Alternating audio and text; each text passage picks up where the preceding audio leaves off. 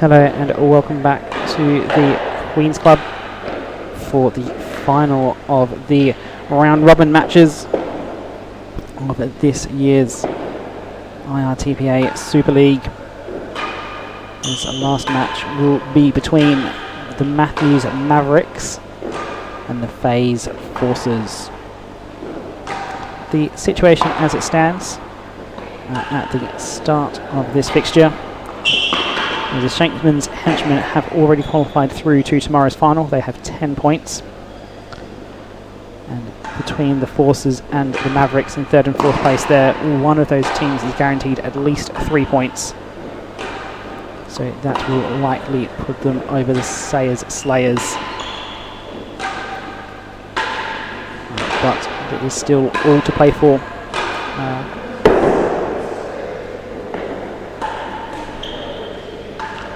Let's introduce the players in this first fixture.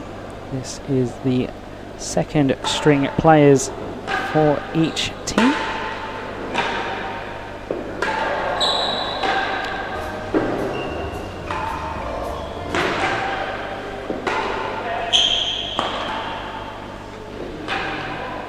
Starting with Levi Gale, a professional at the Prested Tennis Club, playing with his brand new orange racket, which him and Vaughan have been exhibiting this tournament. And that court adjustment of Queens is not friendly to him. 1.2 points or worse than his handicap when he's playing here at Queens. It's not something he'll particularly like to see. Played a couple of quarterfinals at the Australian Open. And a round of 16s at the British and French Open. He'll be looking to push through into that quarterfinal stage at some point, perhaps at the French. Still looking to get that big win against the top 8 player.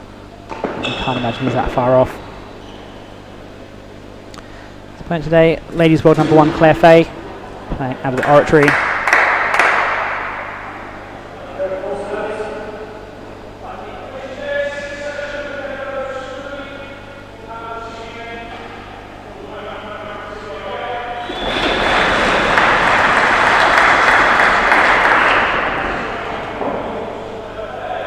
Marker today will be Petworth House's Lewis Gordon. Lewis had a tough match against Nino Marola about an hour ago.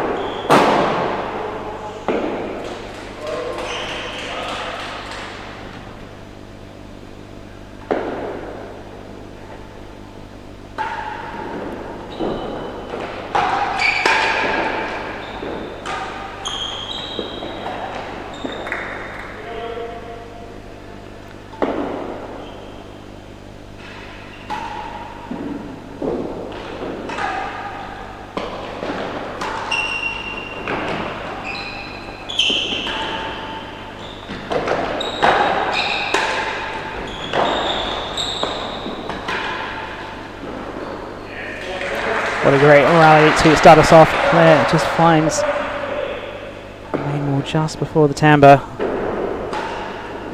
Imagine that's going to be a lot of what this match will be like.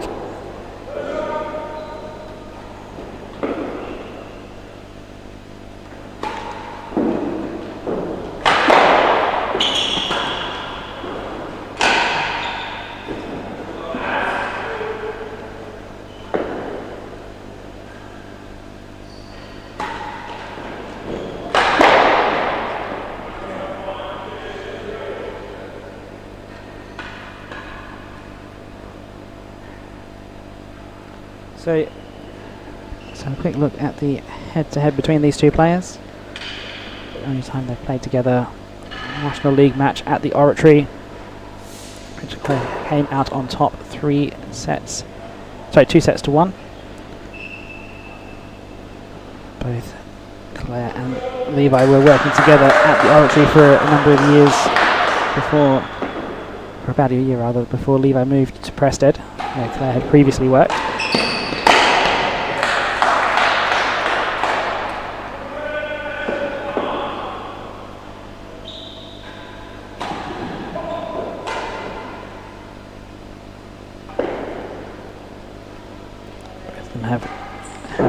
stars of practice courts together. Played doubles together for a season as well, through National League and at some of the minor events on the calendar.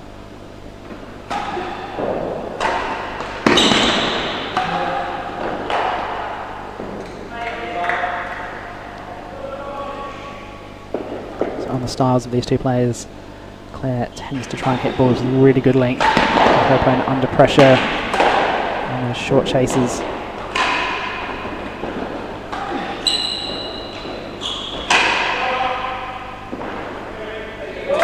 Levi traditionally has had a very scrambling game, so it will be a great battle between those two styles over the course of this match.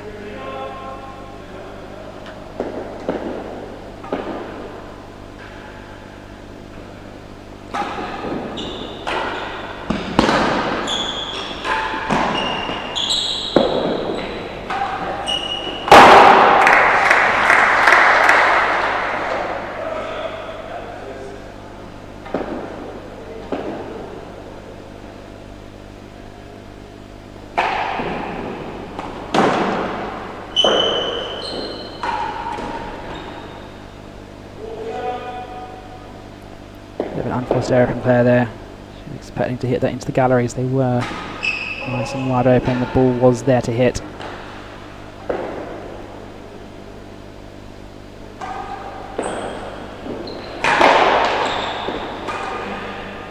a loose serve from Levi again.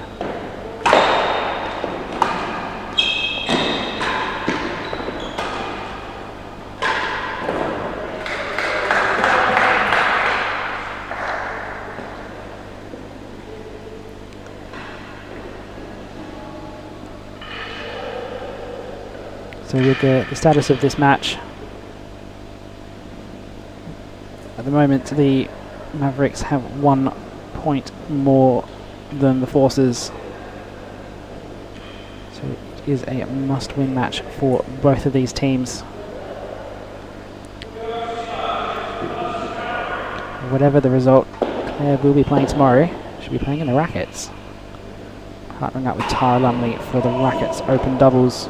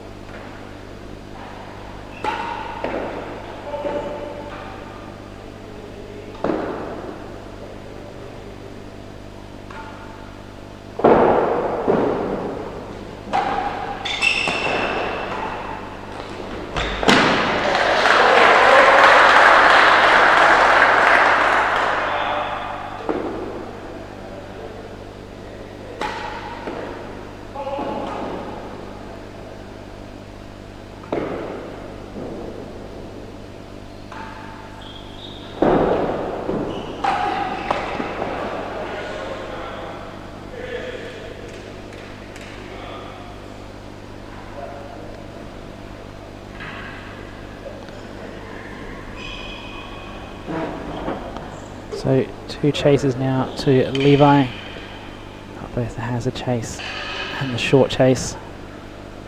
As you can see, Mavericks in their side gallery supporting their teammate. The players have been saying what a great addition it has been to the calendar this year. The club is absolutely buzzing with real tennis professionals all out here supporting their fellow teammates. Oh, that's just neat from Levi. Just on the volley, sneaks it into that hazard gallery. winning gallery to beat the hazard chase. Worse than a yard chase now. There's that wide PK. I will try and put it on the floor, but Levi is up to it, finds that grill.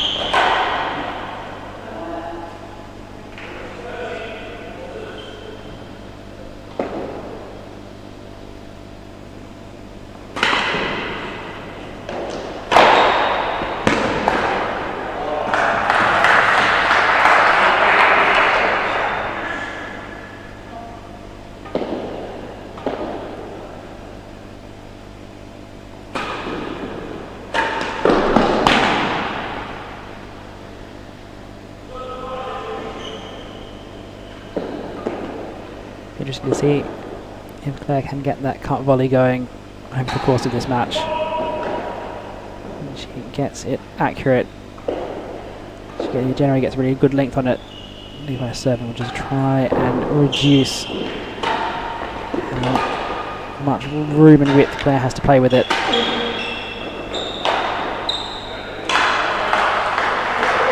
So Levi has stretched out now to a 3-love lead.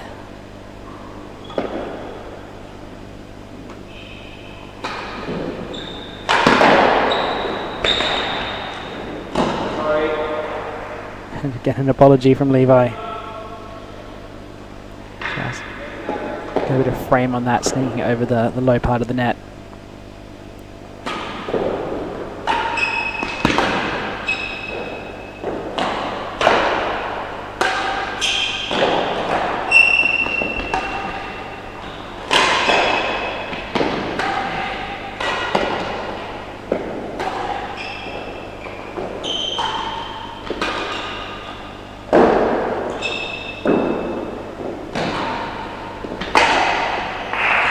They will just interrogate that backhand time and time again. She never really feels the need to hit big shots and amazing winners. But always just asking the question, what are you going to do with this ball? What are you going to do with that ball?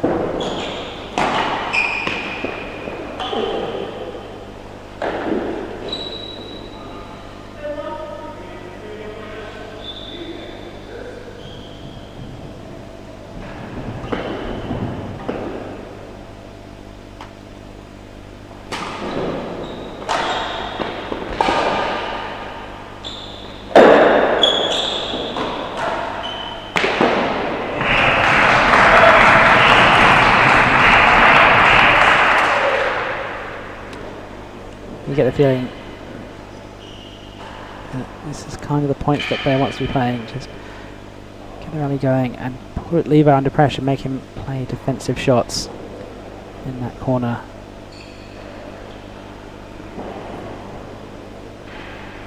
That's what's going to eventually draw the arrow. Anything to that forehand side, that Levi is quite good at lifting balls that are very low. He gets very low on his forehand, and lifting them up into the grill or onto the timbre.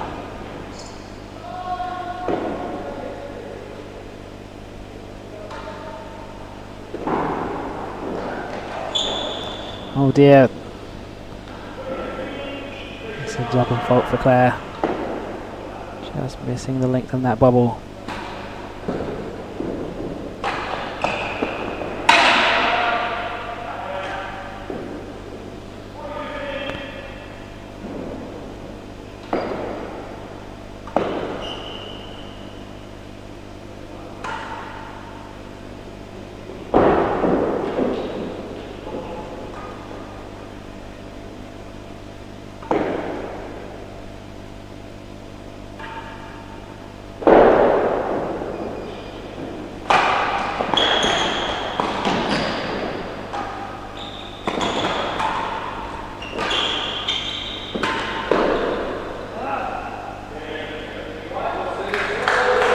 So 4-love lead now to Levi.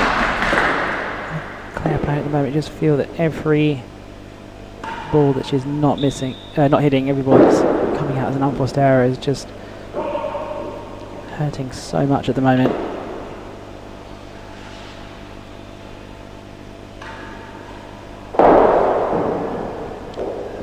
Really needs a good run of luck. Serving has not been good tonight.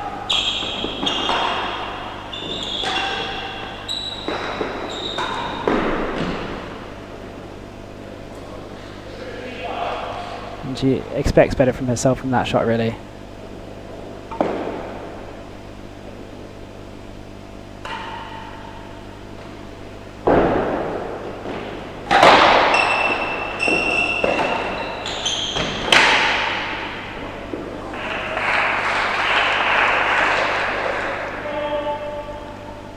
Levi, to his credit, is hanging in there nicely. Not feeling too much pressure from Claire's length.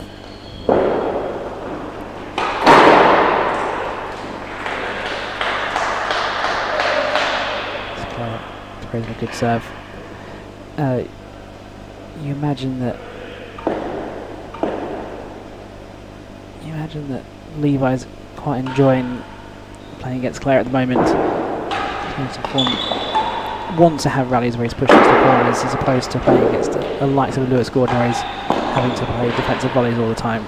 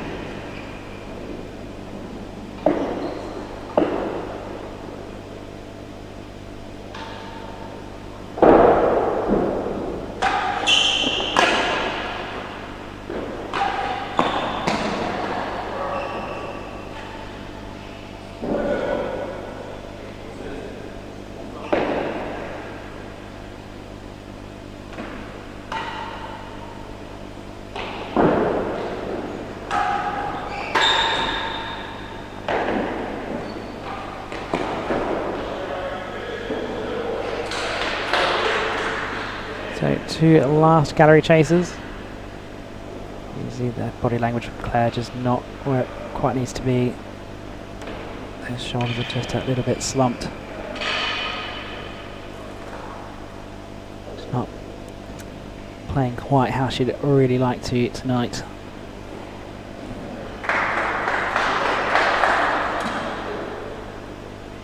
Been a little bit of a tough run of form for her really when she's been playing in these open matches. Yes, she's dominating the women's circuit, but I think she'll be disappointed back in November to have lost to Oliver Pridmore at the British Open this year.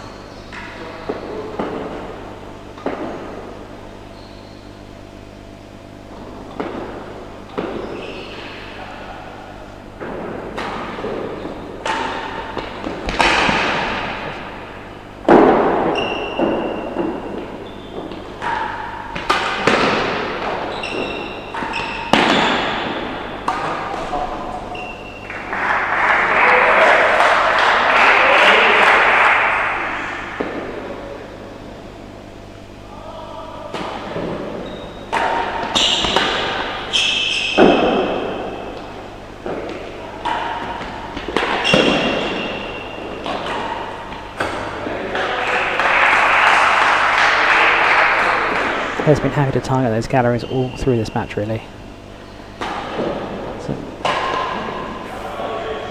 feel that she has to put on the pressure to get those shorter chases, but she's struggling for it a bit at the moment.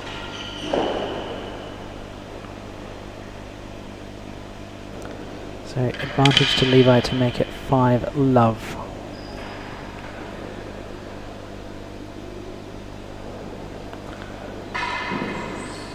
No tactical timeouts in this format like we had in the US.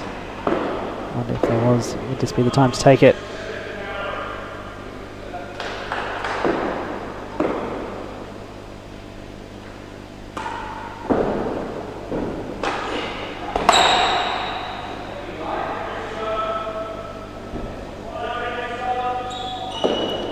already this match stands at 5-love.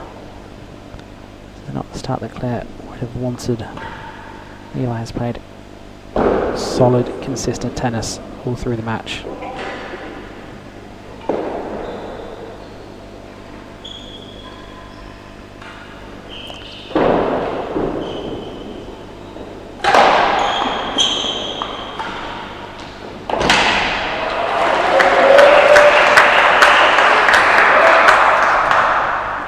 There's a small question mark over Levi's fitness coming into this. He missed the Tampa Tour event at Leamington.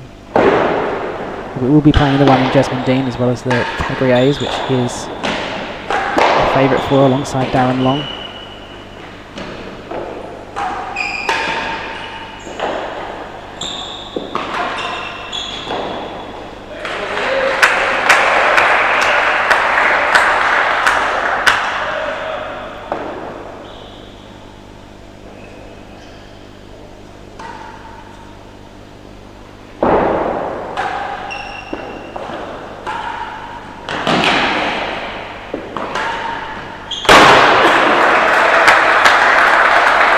All of a sudden, Claire has a chance to put a game on the board here.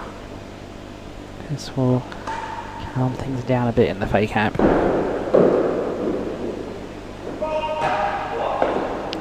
That fault call was very tight to the white line.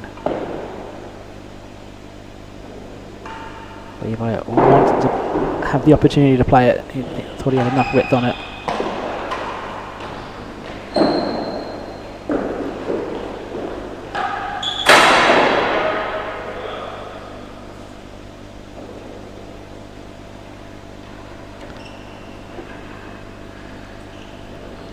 Yeah, so Levi this year, as well as Vaughan at Preston, both hitting partners now, both coming up in their game. Levi really, in this season, wants to make it through fully fit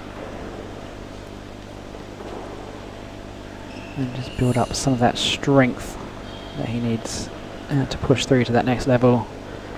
He's hanging around this mid-teens world ranking.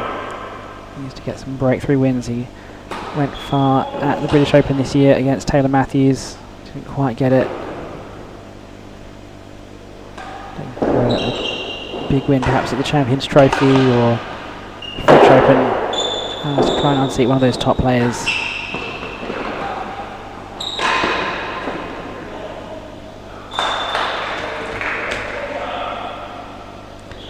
Chase off there, also hit to the second gallery.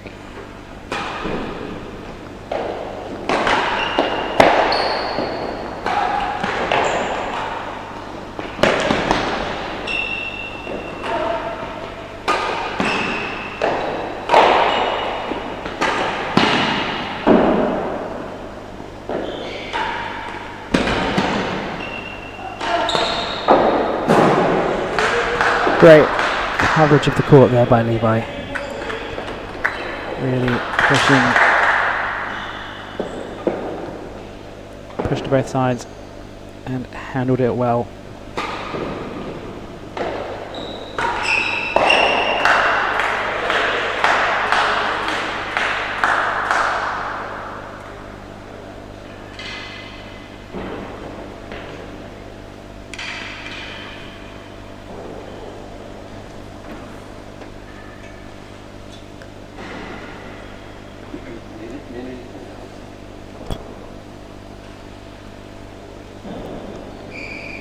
What can Claire do here to try and work back some of these games?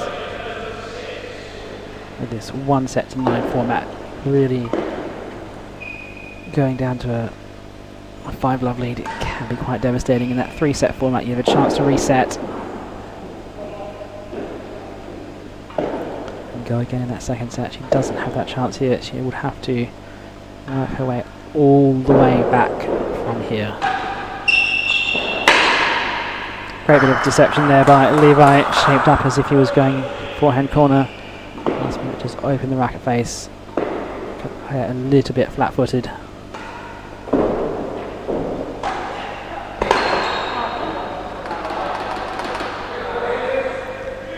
And from a 40-love lead, has dropped back to deuce.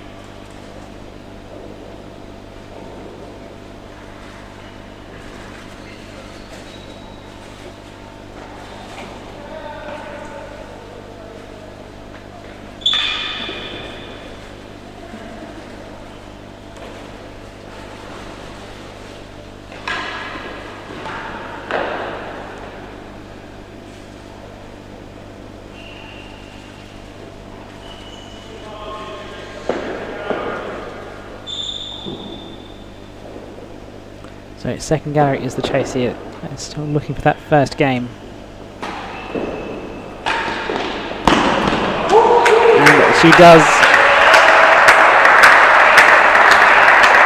Big cheers from the crowd.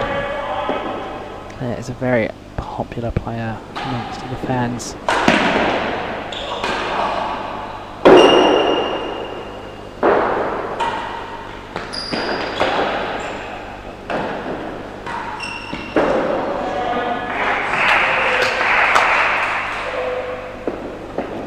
Consistently attacking that last gallery chase.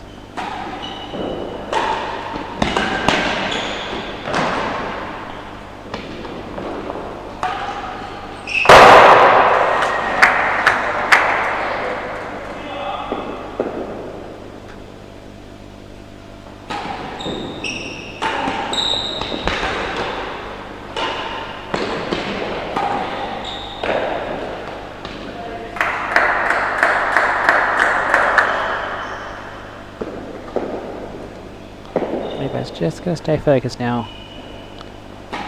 Big lead in the match. 9 games is deceptively long. Just going to keep working at it, and to his credit, very rarely gets flustered with emotion out on a tennis court, Levi.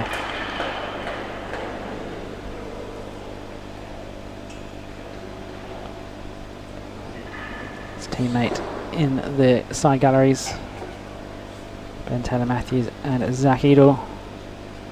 Zach Edel will be, the pair of them will be on next, playing against Bertie Vallat and Rob Fahey. Bertie says that that match is one of the things on his bucket list.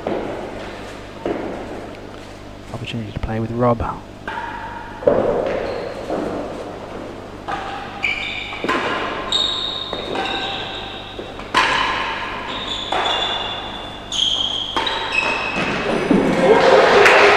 Great volley into the winning gallery from Claire.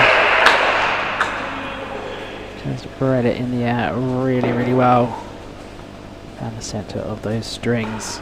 Perfect volley, her first winning gallery of the evening.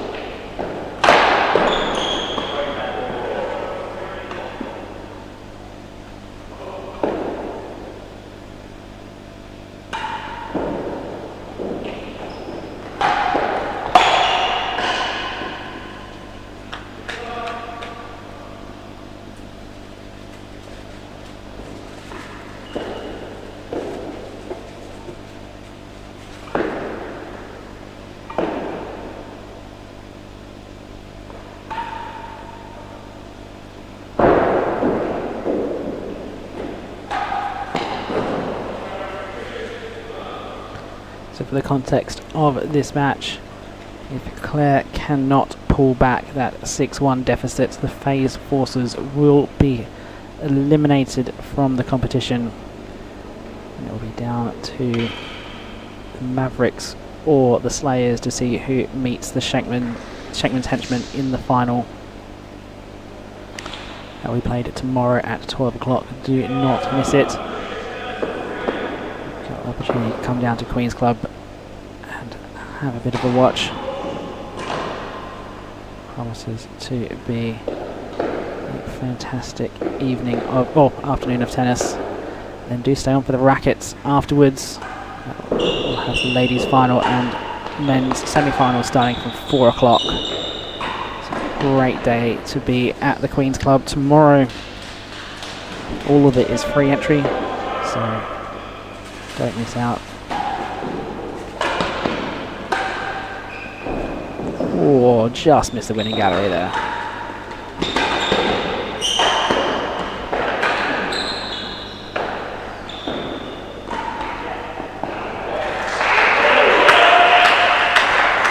Levi was inches away from that winning gallery. It ended just not quite enough.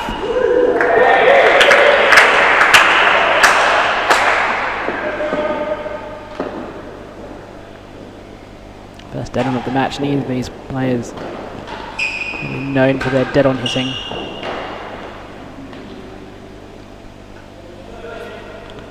Levi will tend to hit plenty of grills. And Claire, even on the short chases, will try and bait them on the floor.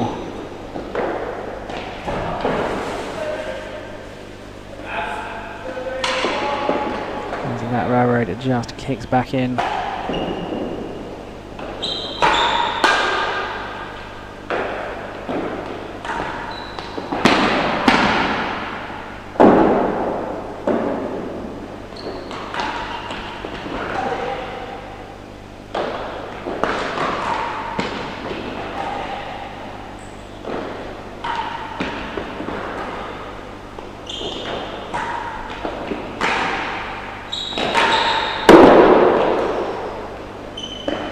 Somehow stays in.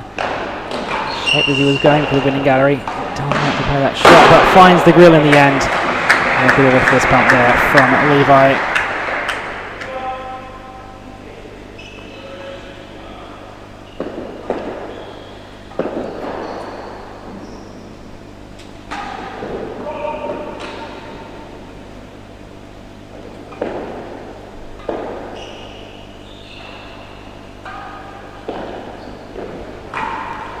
Very close to a double fault there.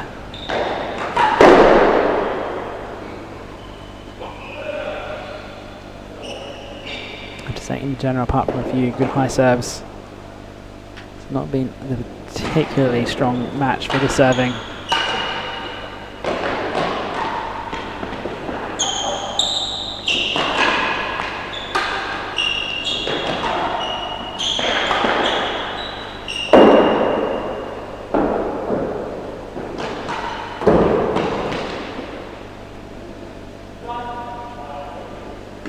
Levi just looking at the marker there, waiting for the call. He didn't have eyes on it.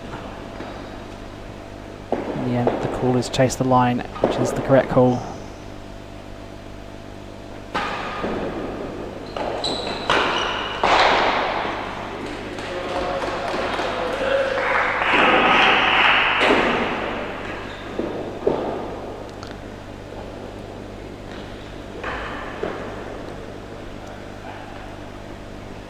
Getting to the point where Levi is starting to look unstoppable. Taylor Matthews in the gallery, he'll be on next. Shenkman's down as well, he's already through, as is his teammate Darren Long. Manchester pair from the Shenkman's Henchmen.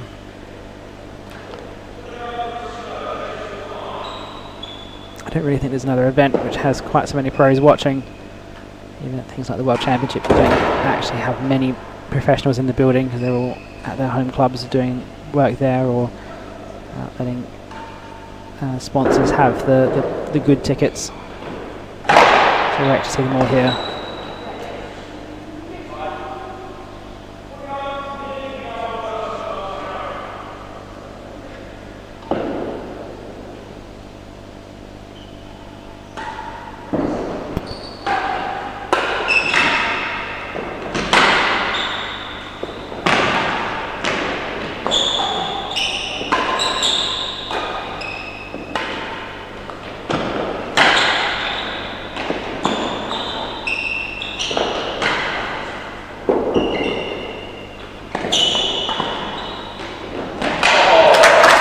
there, just finds the edge of that timber.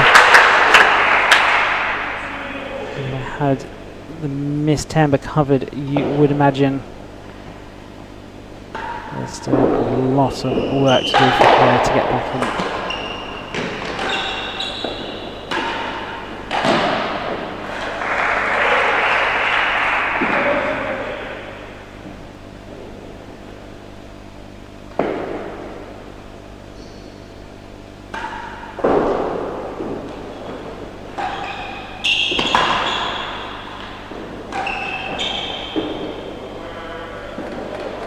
That one just sneaks in the last gallery.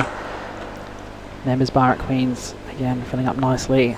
Sponsors FLM up there, talking to anyone and anyone who wants to come and talk with them.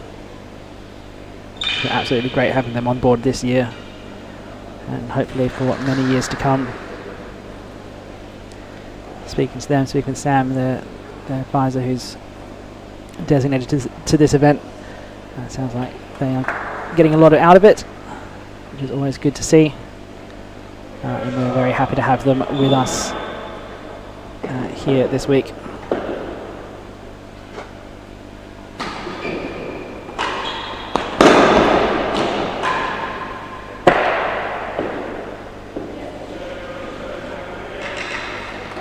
So Levi now just needs one more game to wrap up this match, keep the Mavericks alive and knock out the Forces.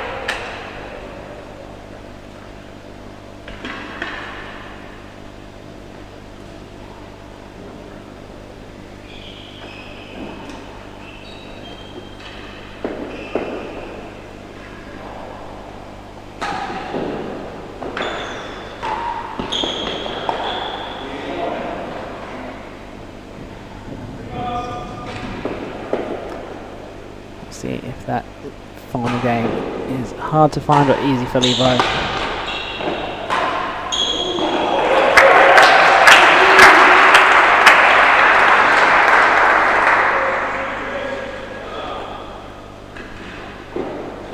So 2 short chases here. Is this the last hurrah for Claire in this match?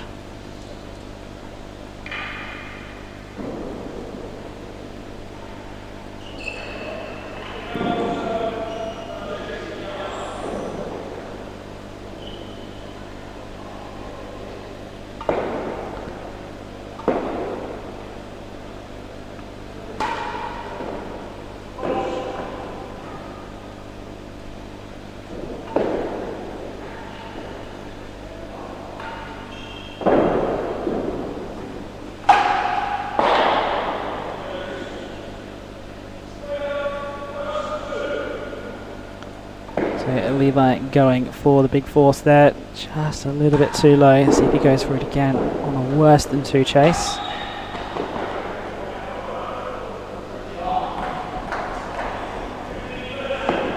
And he wins the chase on the floor. Great shot there by Levi.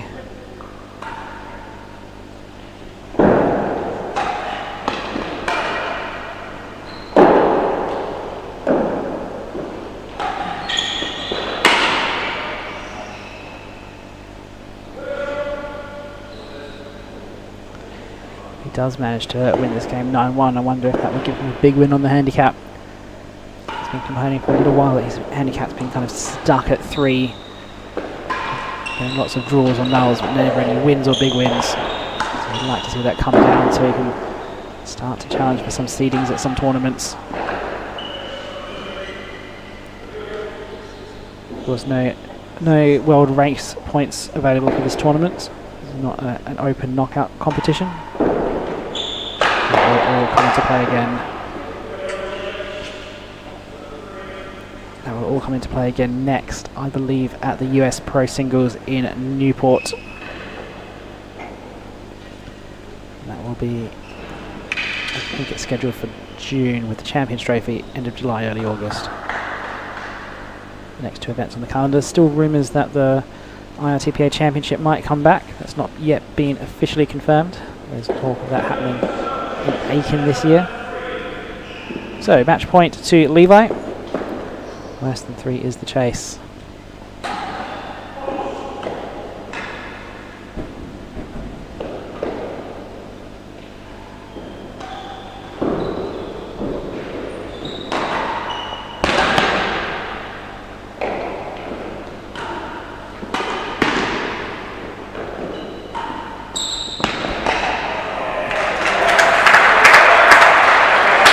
Yeah, does well there, beating that chase. She's so good playing those short chases. It's a much higher percentage than a lot of other players do on them.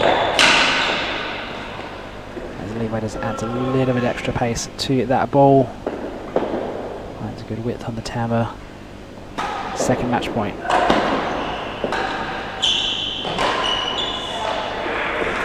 And that will do it. The Forces are knocked out of this year's IRTPA Super League. But it remains to be seen, will the Mavericks do enough to overcome the Sayers Slayers? Still plenty to play for. Spot in the final still up for grabs.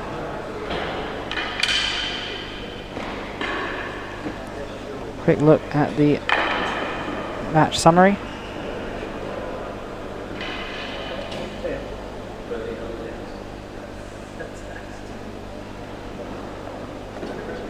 No, it's not going to come. Right. Well, we will be back in a little while for the doubles match that's currently scheduled for 7 p.m. Here come the stats. They may come on just a little bit earlier, so do join us then. And if you want some action in the meantime, the quarterfinals of the Rackets is currently ongoing on a separate stream. All of us here at Queen's Club, we hope to see you again very soon.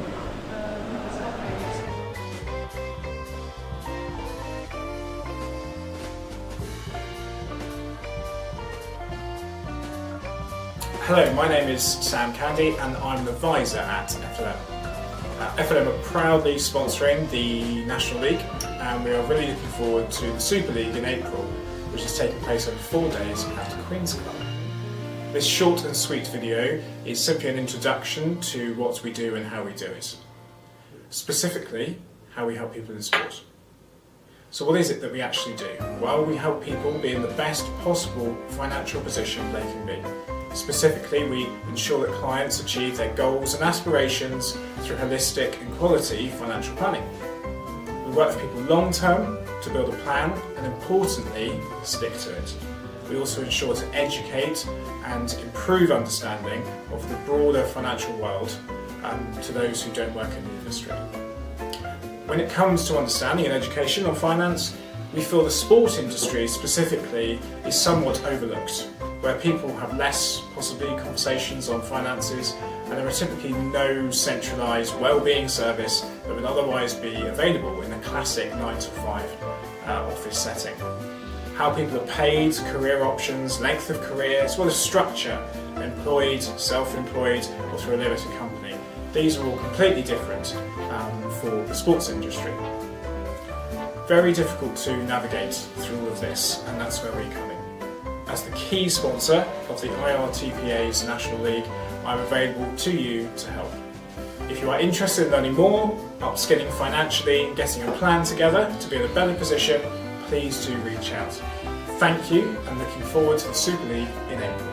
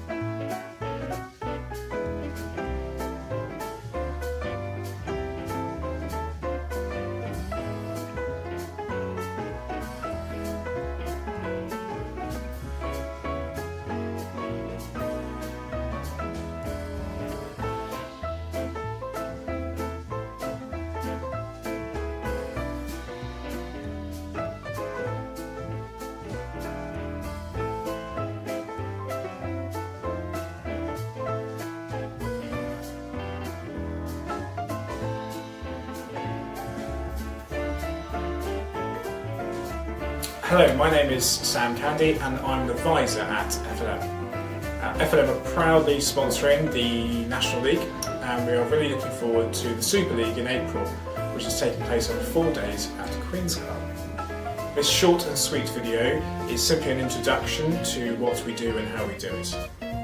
Specifically, how we help people in sport. So what is it that we actually do? Well, we help people be in the best possible financial position they can be.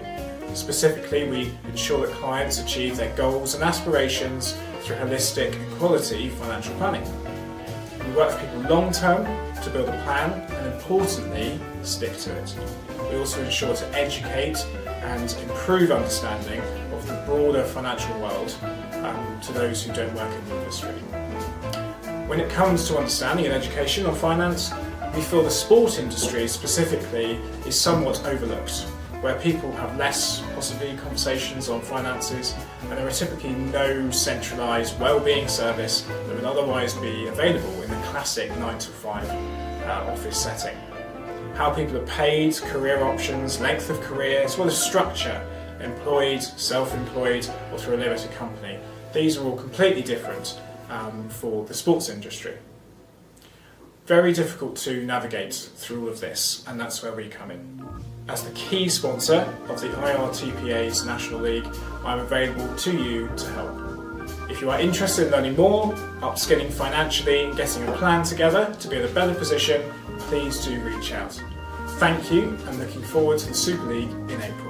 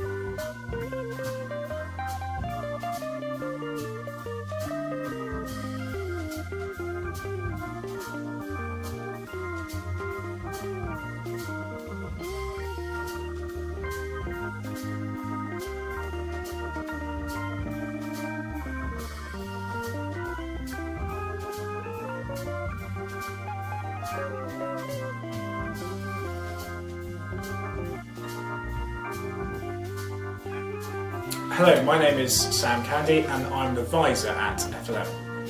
FLM are proudly sponsoring the National League and we are really looking forward to the Super League in April, which is taking place over 4 days at the Queen's Club. This short and sweet video is simply an introduction to what we do and how we do it. Specifically, how we help people in sport. So what is it that we actually do? Well, we help people be in the best possible financial position they can be. Specifically, we ensure that clients achieve their goals and aspirations through holistic and quality financial planning. We work with people long term to build a plan and importantly, stick to it.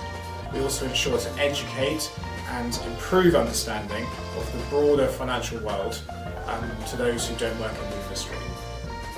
When it comes to understanding and education on finance, we feel the sport industry specifically is somewhat overlooked, where people have less possibly conversations on finances and there are typically no centralised wellbeing service that would otherwise be available in a classic 9 to 5 office setting. How people are paid, career options, length of career, as well as structure, employed, self-employed or through a limited company. These are all completely different for the sports industry. Very difficult to navigate through all of this, and that's where we come in. As the key sponsor of the IRTPA's National League, I'm available to you to help. If you are interested in learning more, upskilling financially and getting a plan together to be in a better position, please do reach out. Thank you, and looking forward to the Super League in April.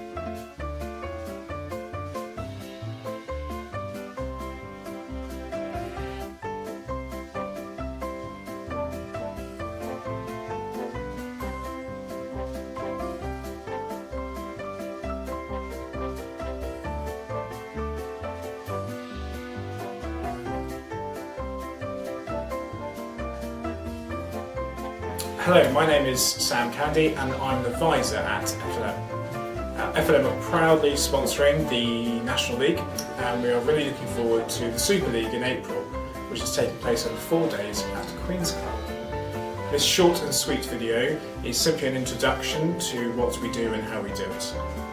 Specifically, how we help people in sport. So what is it that we actually do? Well, we help people be in the best possible financial position they can be. Specifically, we ensure that clients achieve their goals and aspirations through holistic and quality financial planning. We work with people long term to build a plan and importantly, stick to it. We also ensure to educate and improve understanding of the broader financial world to those who don't work in the industry. When it comes to understanding and education on finance, we feel the sport industry specifically is somewhat overlooked, where people have less, possibly, conversations on finances, and there are typically no centralised wellbeing service that would otherwise be available in a classic 9 to 5 office setting. How people are paid, career options, length of career, as well as structure, employed, self-employed, or through a limited company. These are all completely different for the sports industry. Very difficult to navigate through all of this, and that's where we come in. As the key sponsor of the IRTPA's National League, I'm available to you to help. If you are interested in learning more, upskilling financially and getting a plan together to be in a better position, please do reach out.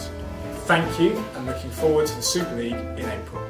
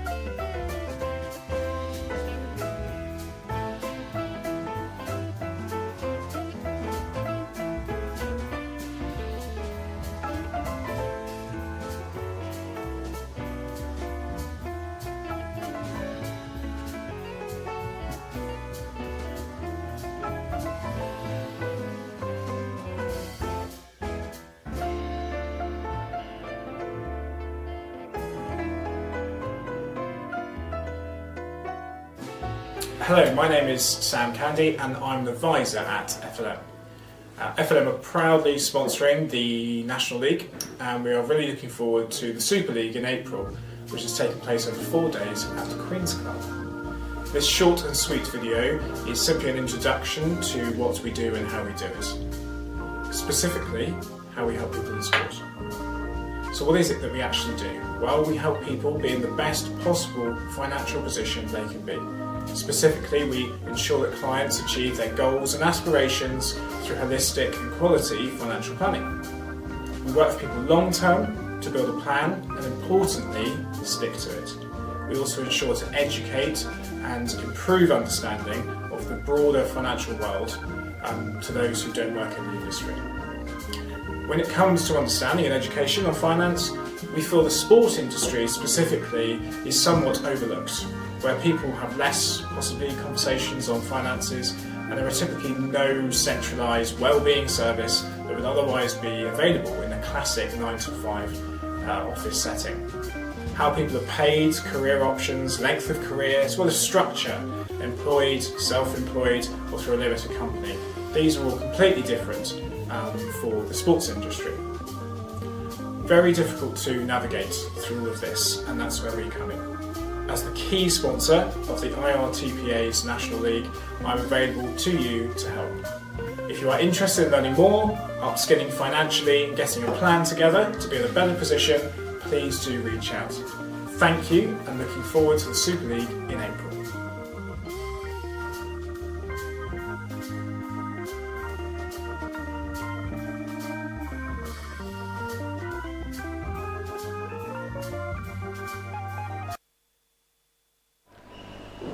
Hello and welcome back to the Queen's Club for the doubles match of this fixture between the Mavericks and the Forces. This is a must win for the Mavericks. They already have a 1-love lead in this particular fixture. And they are now looking to build on that, get that bonus point, that critical bonus point to put themselves past the Slayers. Let's have a look at the players that we'll have on court tonight, starting with the captain of the Mavericks, Ben Taylor-Matthews. He'll be playing with Bryn Sayers at this year's World Doubles Championships down in Chicago in about 10 days' time.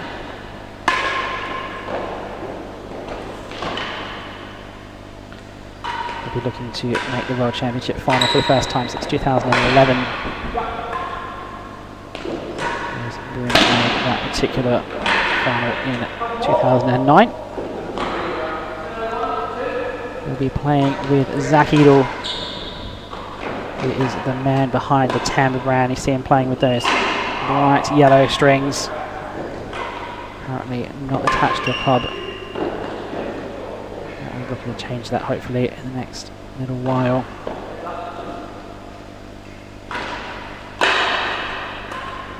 Well, he's made the World Championship quarterfinal in 2017. They've changed the format on him. Now only the semi-finals get played. Playing tonight will be how do you introduce this man? World champion for the longest time possible, really.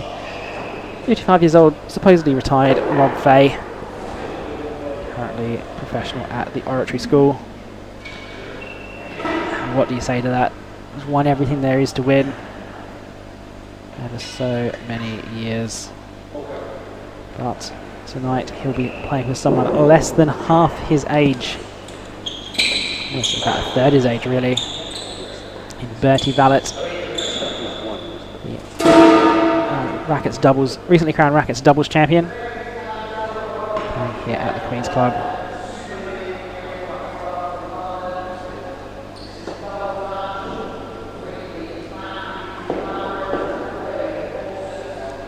Marking tonight will be Darren Long from the Manchester Tennis and Rackets Club.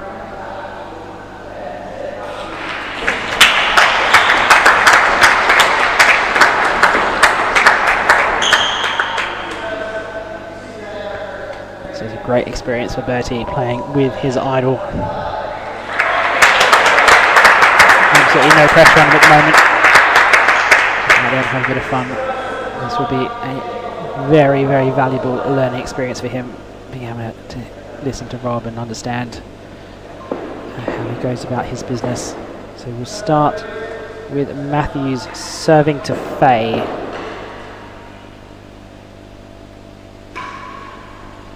We are underway.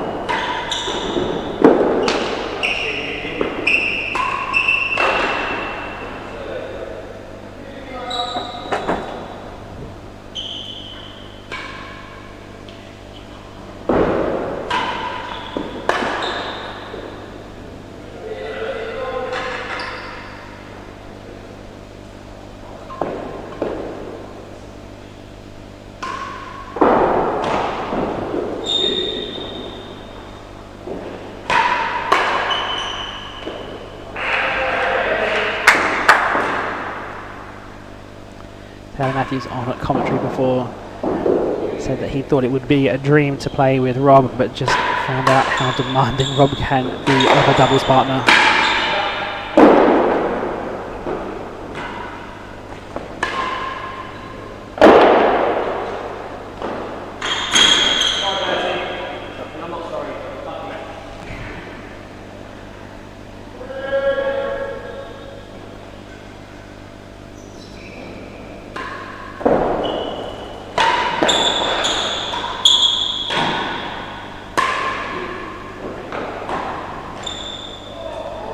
Just comes out of the neck.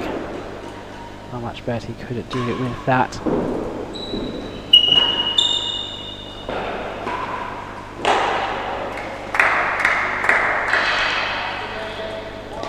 Even though for the forces this is a dead rubber, and it's the life of the Mavericks, but Bertie won't feel like that. He will want to be winning this, showing that he is up to the standard to play with the former world champion. Zach come flying across the court there.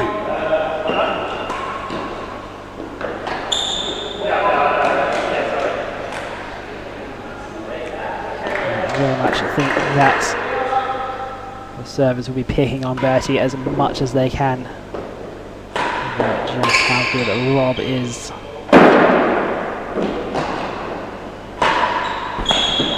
Just like that. Absolute vintage.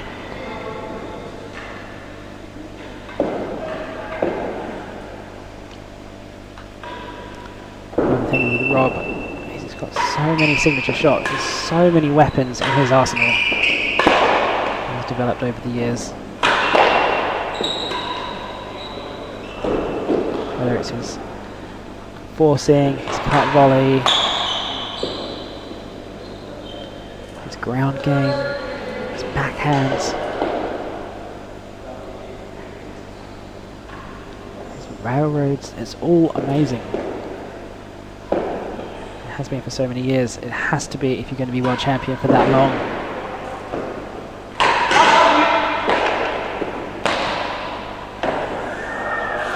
And a sneaky winning gallery from Zach Edel.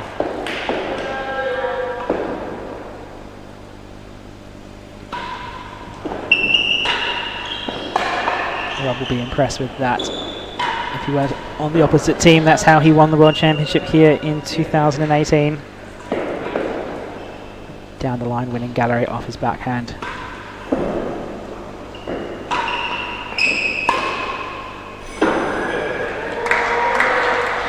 Absolute exhibition stuff here from the Mavericks. Wearing matching shirts made by that T&RA brand. Big Mavericks logo on the back and the sunglasses on the breast pocket.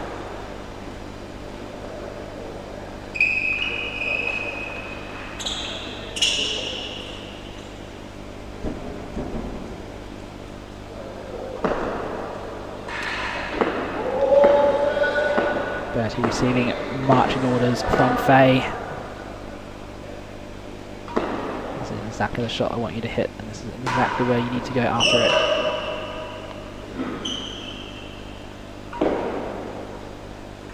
It's all smiles from Rob now these days, now that he's supposedly retired.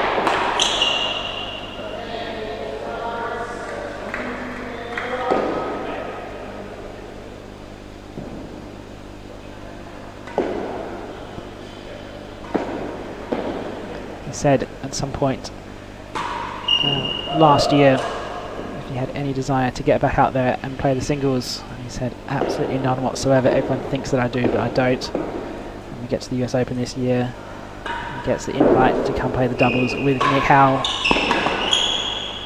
and then he says, if I'm going over there to play it, I may as well pick up my singles check as well. All the way through to the semi-finals. His singles check ended up being bigger than his doubles check. That doubles result at the Open, not really what he had in mind when he went out there.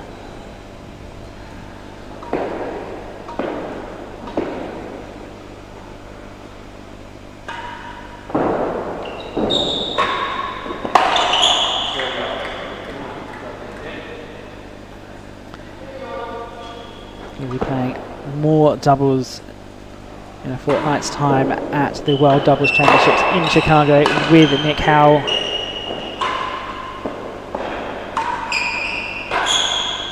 The things with Rob these days, I don't really know how much training he's had when he played the doubles at this season's British Open. He played with Claire's racket because he didn't have any of his own strung up. Always going to be a bit of an enigma, especially as his ranking points start to fall away because he's not playing the tournaments. He will come in when he does play, generally unseeded. That promises to be a bit of a headache for anyone who comes up against him in a similar manner to playing Kieran Booth and Chris Chapman at the Australian Open in years to come.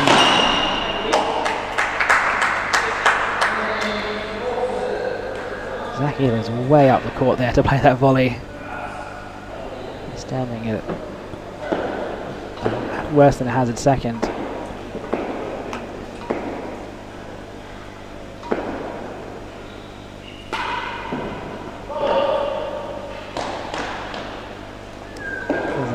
Ready to pounce on that one.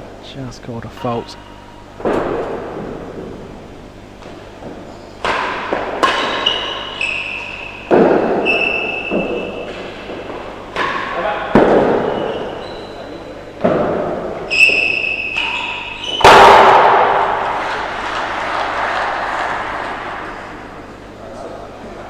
Think of the doubles especially. Zach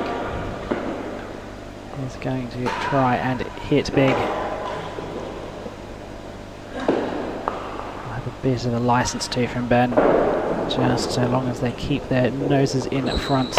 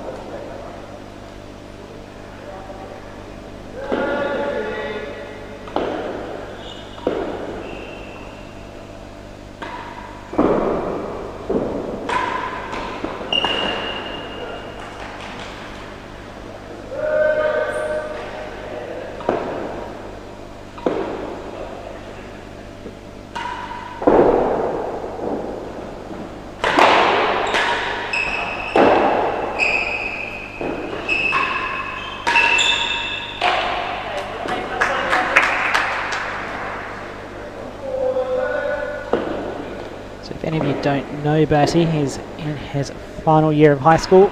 He'll be off to university next year. Oh, absolute frame from Fahey. And then just clips the main wall on the way through. Big high five from his hero.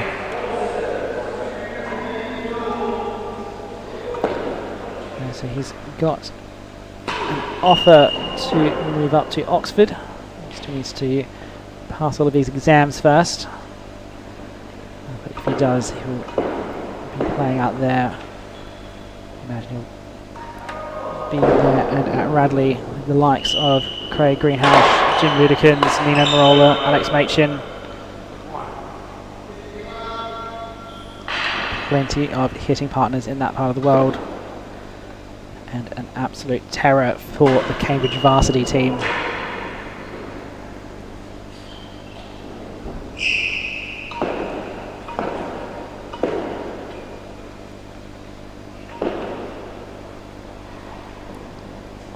Rob has never liked balls on the court.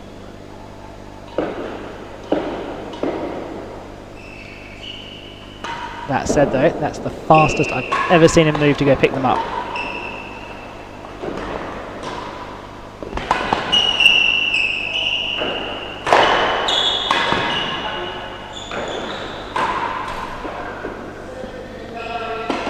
Normally he takes good old time to go pick those balls up to grab himself a breather, but it's almost a sprint.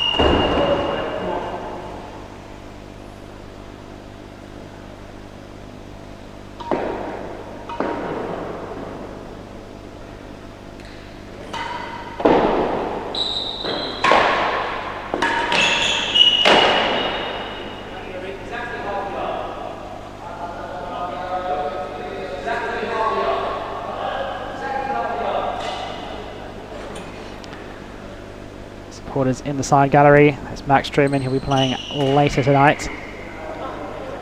Next guy from Molly and Levi, who came through 9-1 against Clare earlier. Against his old hitting partner.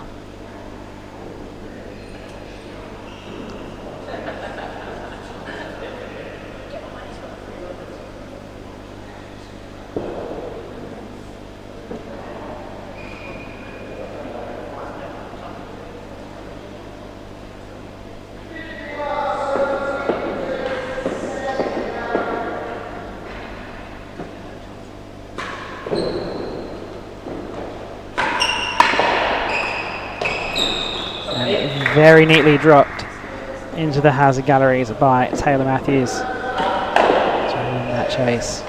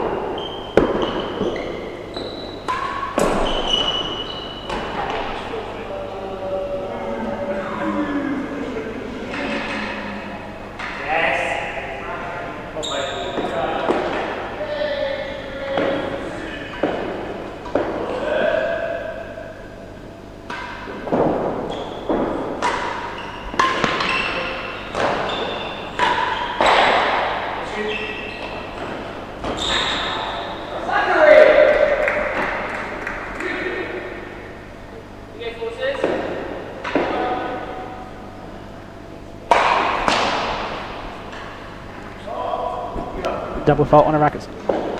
Yeah, double fault on a racket score at that fault. He was and have that in alternative. You can't get it over the height of the gallery edge, or you hit your serve into the net. Straight double fault. How about that for a little change?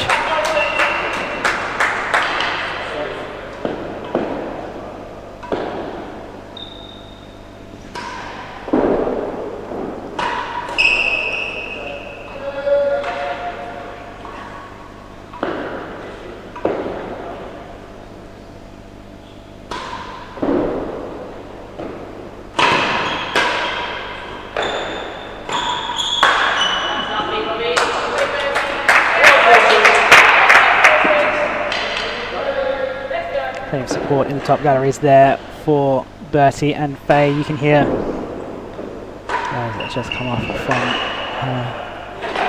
shout out, ball called down.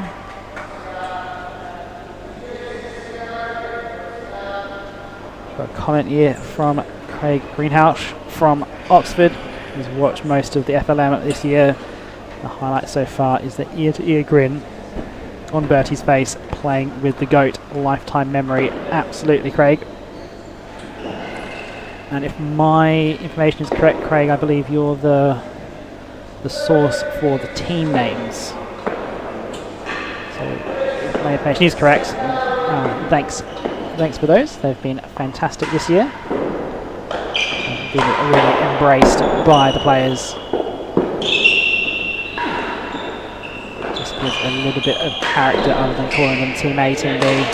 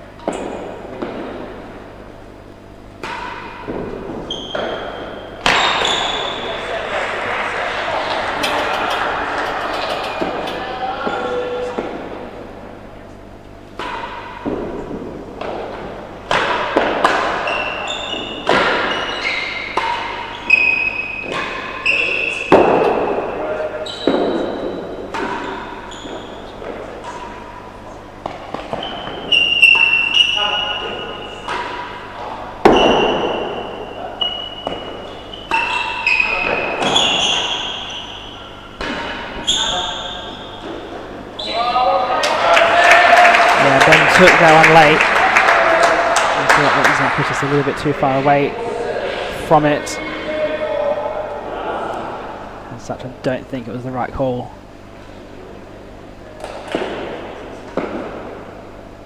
And the Forces have brought it back to 3-all.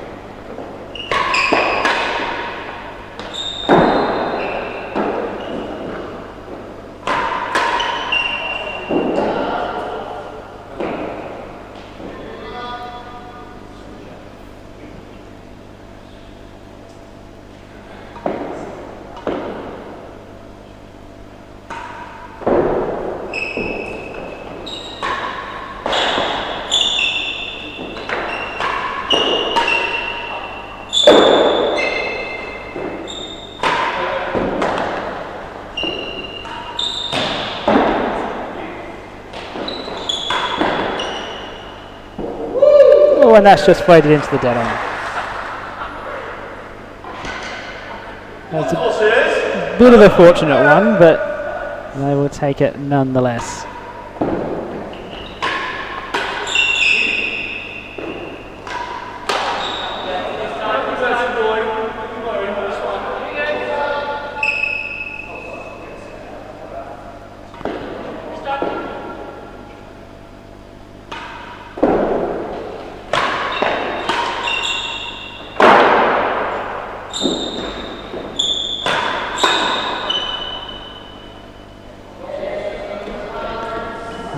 very quick game there for the Mavericks. And discussions again from Rob to Bertie. Great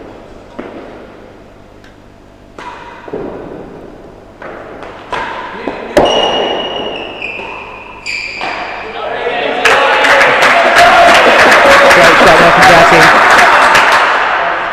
Crowd behind him, really wanting him to do well. And to Bertie in the future, hello, I know you're going to be watching this back later, probably on repeat.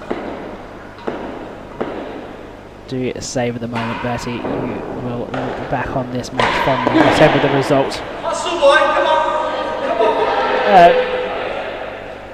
Bit optimistic from Rob.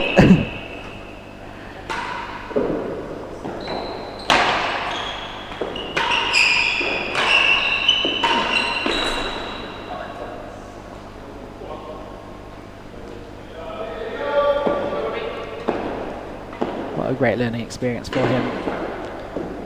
Really just being able to duke it out with these top guys. Great crop of youngsters coming through. We've got the likes of Henry Hemmon at Radley, a secret trio of Truman, Flynn, Medlow.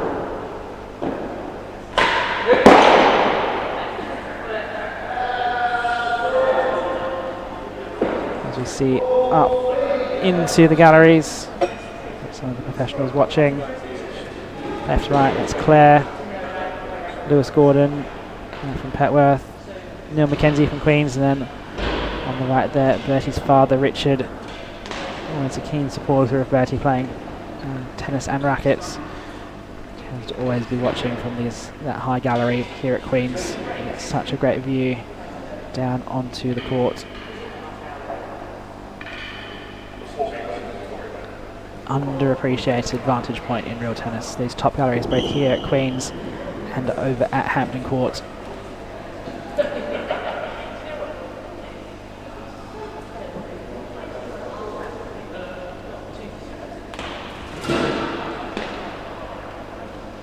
Queens is just an amazing place to be playing tennis. And you get the big crowds for the World Championships or for the British Open finals. Really comes alive.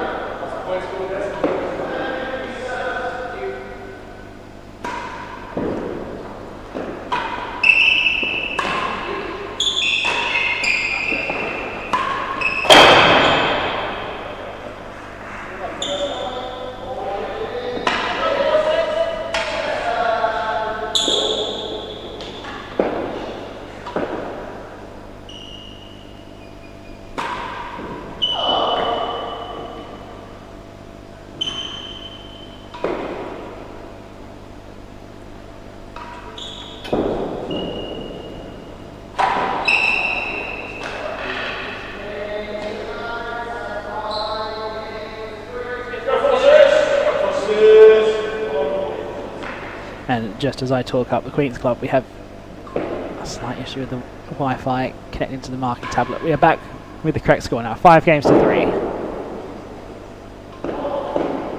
Let that one roll wide.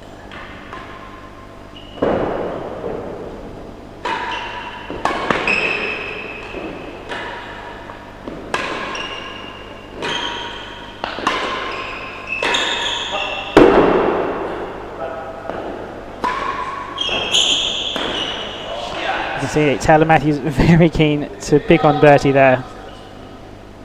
Eventually it just gets a good width on Tamba around.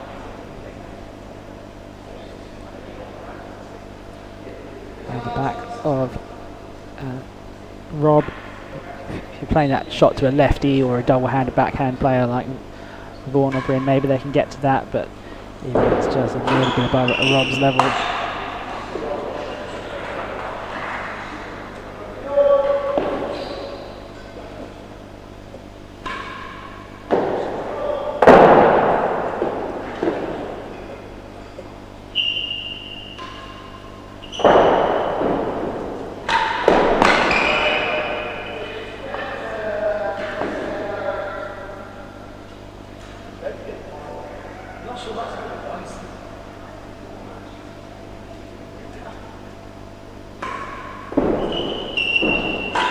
Look at that service points one up at 71%. Do you get in a dominant doubles pair, that number tends to get quite high. You see it often roll above 65%, but 71% is ridiculous.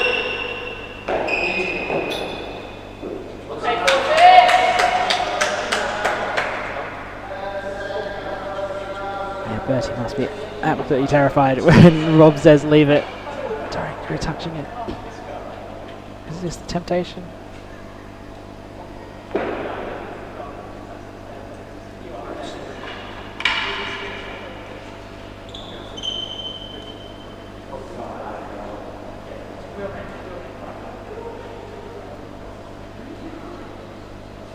Great to have the teams supporting.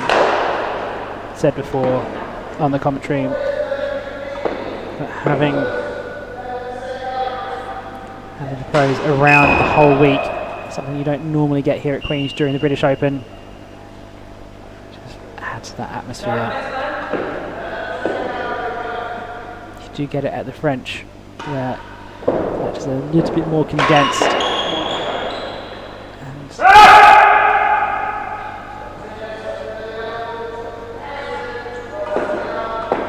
Matches are a little bit more condensed, and all of the players are travelling. It just has a little bit more of a party atmosphere amongst the players, whereas the British Open, most players will go back and work shifts at their clubs when they're not here at Queen's, especially the ones who are even able to travel.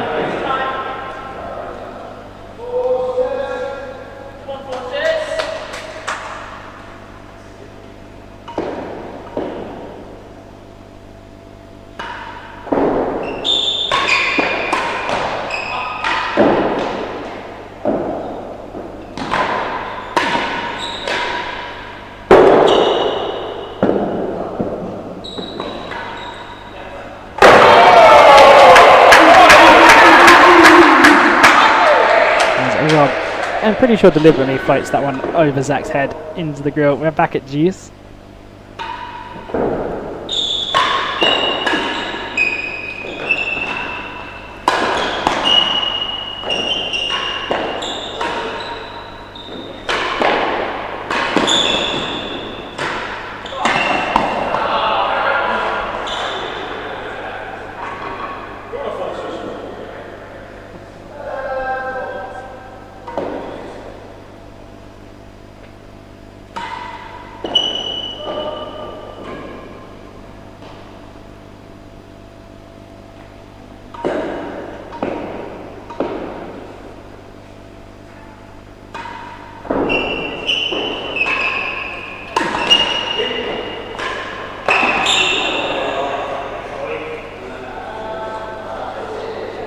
So just to add a bit more context to this match, this is the current standings.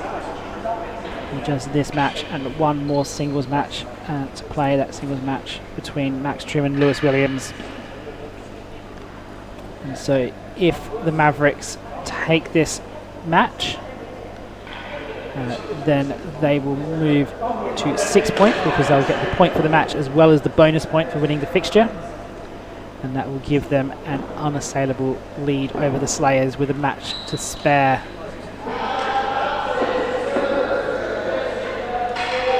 If, however, the Forces win it, then it still becomes possible for the Mavericks. But the last match would turn into a must-win.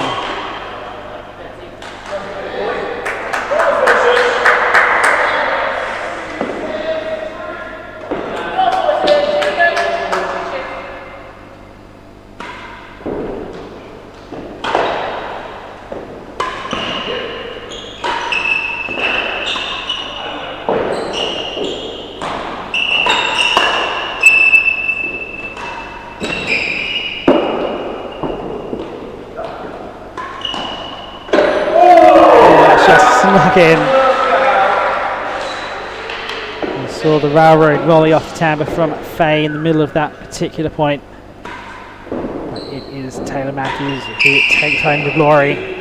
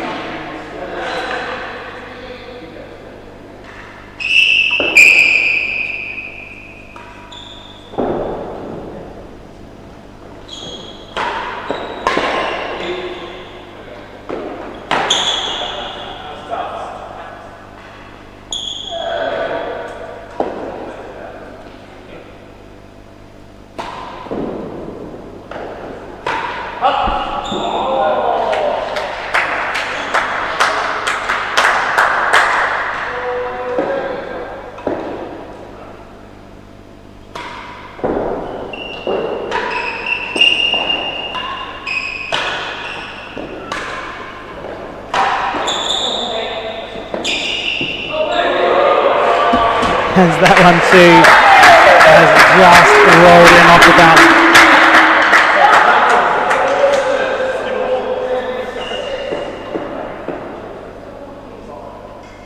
Zach will be happy that I don't have the replay system open at the moment, so he won't have to suffer the ignominy of seeing that from the tray cam.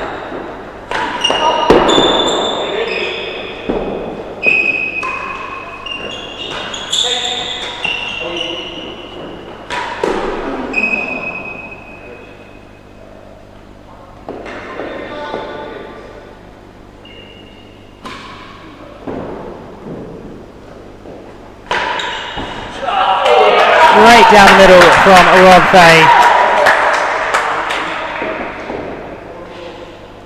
Very much reminiscent 2 years ago after the British Open. I put together a compilation of all of Rob's dead-ons. That's very similar to most of those. Giving the responsibility over to Bertie for that one. He said to me later, do I do anything other than hit dead-ons?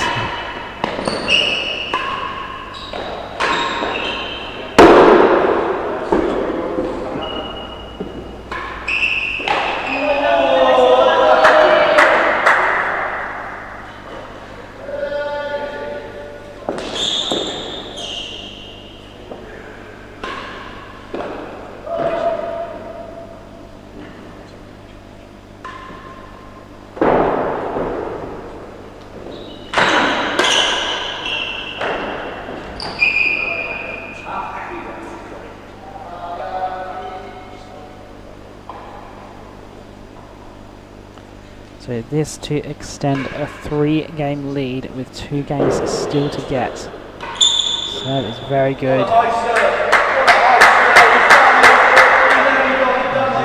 can hear from the cheap seats up in the top gallery here at Queen's. That's where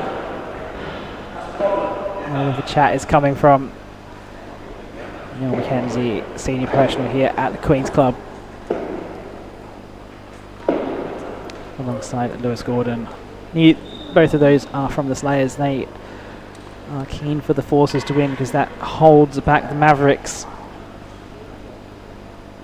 The Mavericks only need 1 win from the next 2 games, 2 matches.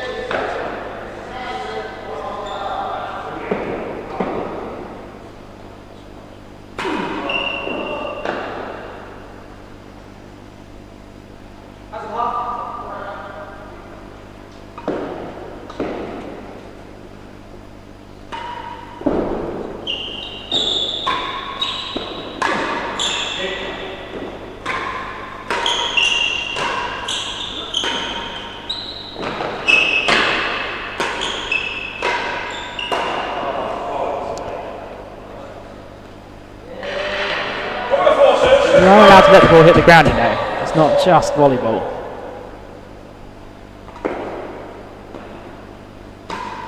So 7 games to 4 for the Mavericks.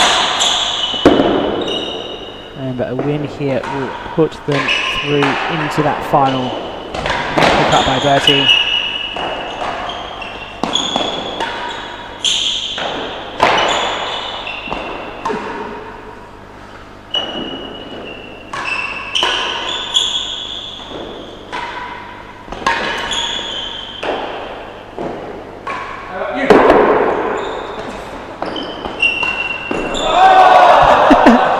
Big call from Fahey to Bertie as you.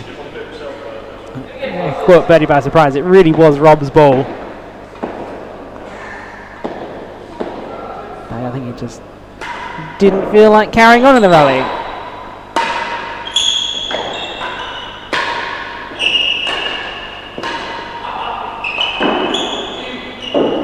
Future Bertie, when you listen to this, if Rob says you run for it.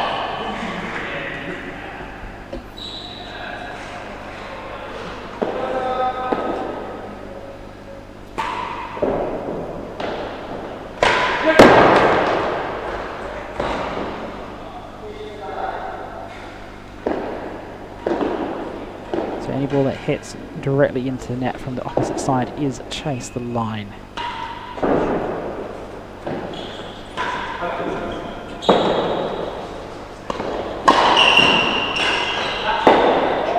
That's a great pick up from Rob. Just noticed it at the last moment. Turning around, playing that shot blind, just caught Zach flat-footed.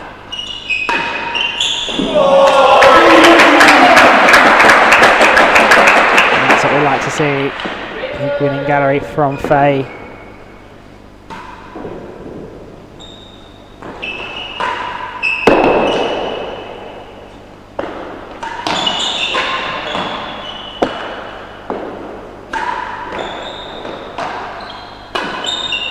And another one.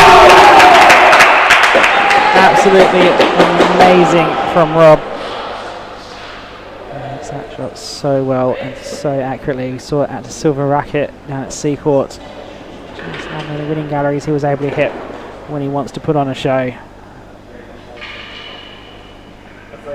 Always gives him a big out in the rally, especially in doubles. It can be such an effective shot when you have it on.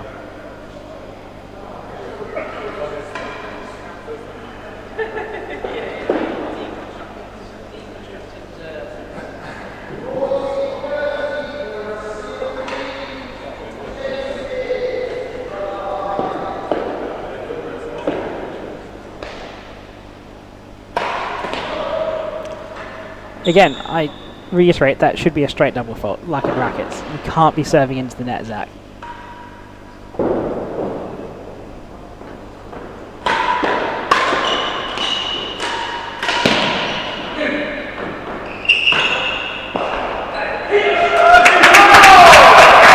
that wins the chase. Big fist bump from Rob to Bertie. The forces are not out of this yet. All the Slayers are really wanting the forces to play spoiler here.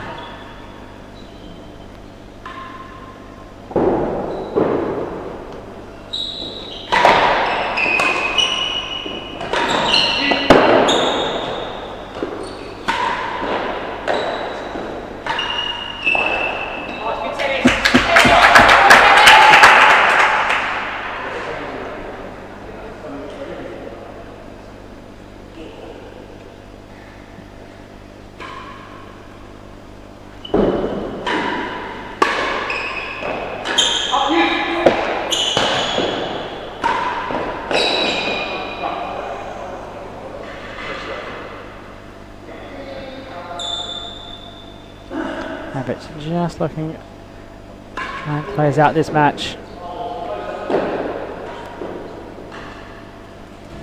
Not that far away from it.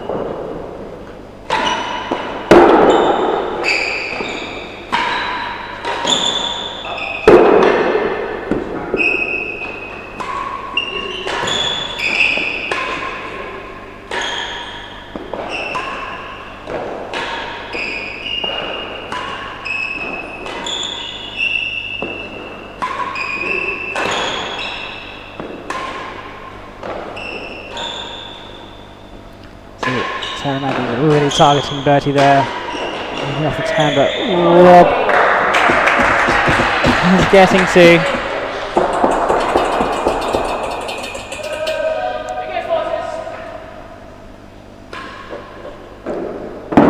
Up in the beams. And the amazing things when we've seen Bryn serving that serve this week. Just how high he puts that ball here at Queen's.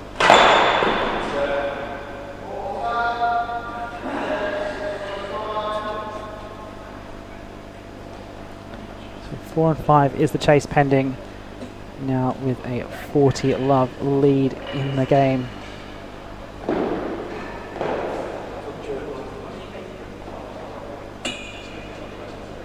So we'll have one more match after this, and that will be between Max Truman from the Mavericks against Lewis Williams from the Forces.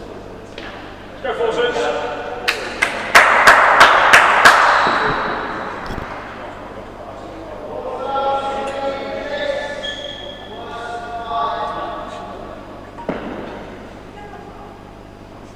Worse than 5 is actually the chase. It's called by Darren Long.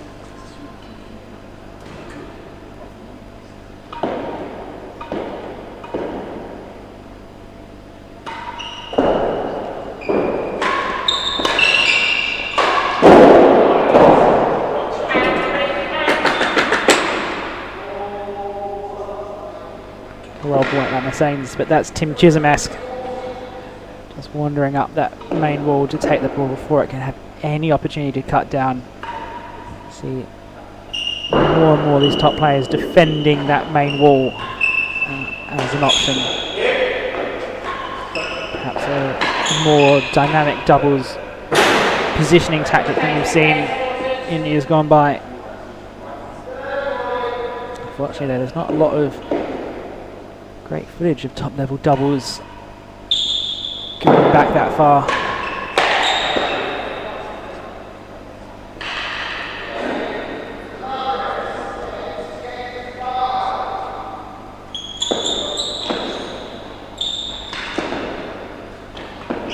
Last World Doubles that was held in the UK was at Prested Hall. The footage of that is one single camera up in a position. It's quite grainy. That top gantry there at Prested. Not really good fun to watch.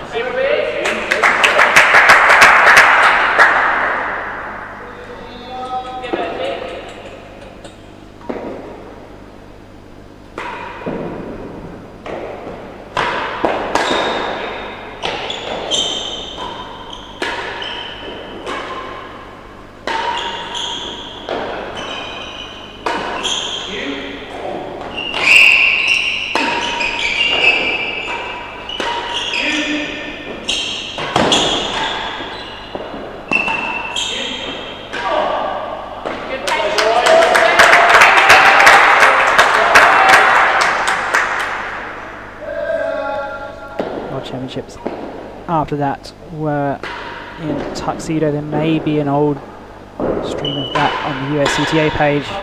Doesn't immediately spring to mind. After that, we had Duff TV down in Hobart. The first really good doubles world championships streaming.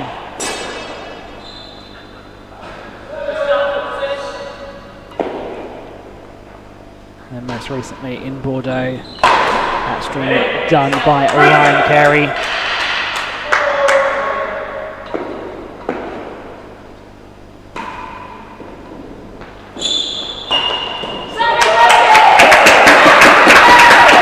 So the Forces are still alive in this.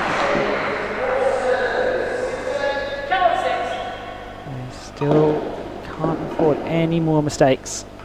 Now Rob trying out some high serves.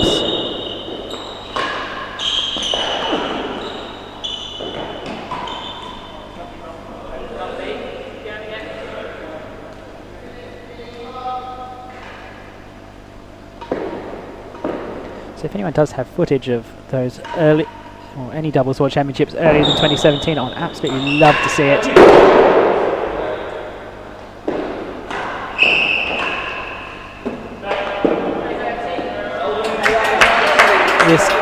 upcoming World Doubles in Chicago will be broadcast on the USCTA and streamed by Ryan Carey. I look forward to the fantastic job that he does as always. I'm sure he's busy in preparation.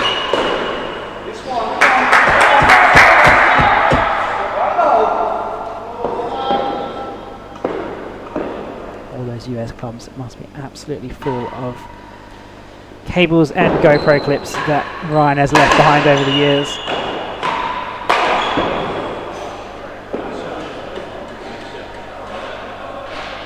We saw in the most recent US Open, he's got 3 cameras for each position just to make sure that none of them, if one of them gets hit, then he's got a backup.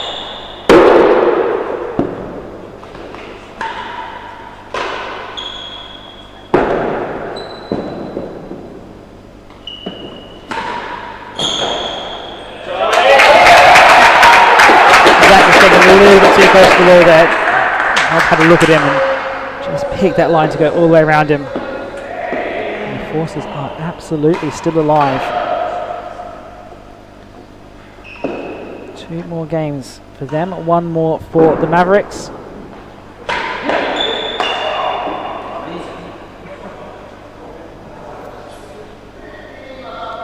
One of the things with Rob is that he absolutely hates losing. He won't say as much, but he's got the chance to throw in a few extras right at the end. Just to avoid losing, he will. Both he and Claire are like that. Ruthless all the way to the end of the match, even if it's just for show.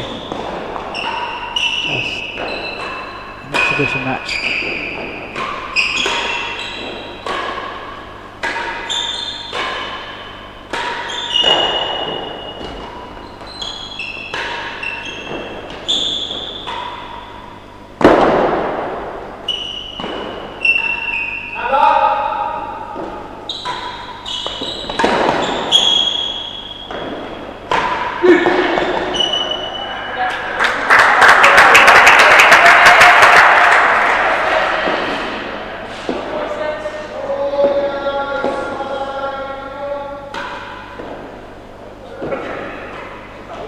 Mavericks really needed that chase.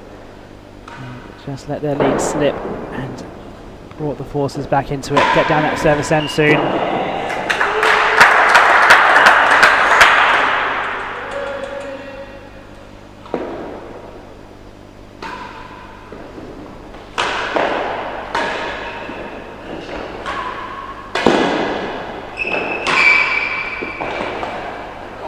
Oh, what a pickup. Unfortunately, it's gone for a hazard, but just at full stretch, those knees do still bend.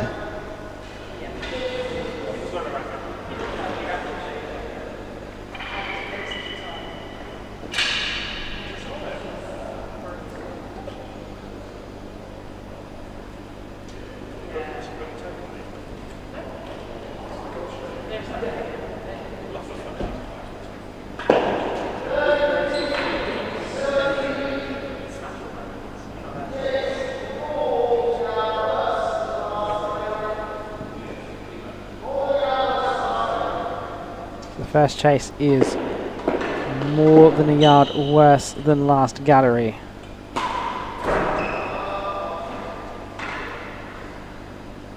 Both these 2 chases are definitely gettable for the receivers.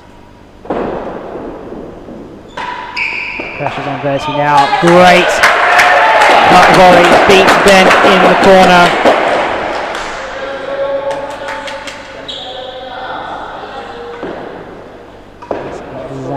The shot that he needed right there. He will have that one on his replay, beating the world number 4. Not sure what his current ranking is. That will lose the chase. So this to make it 8-all and to make the final match of the day a live rubber.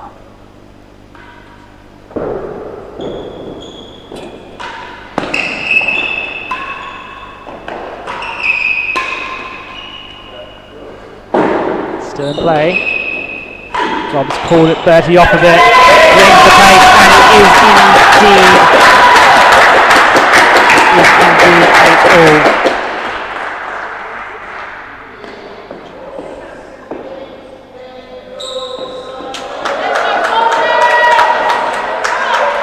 So 1 game left to decide the match.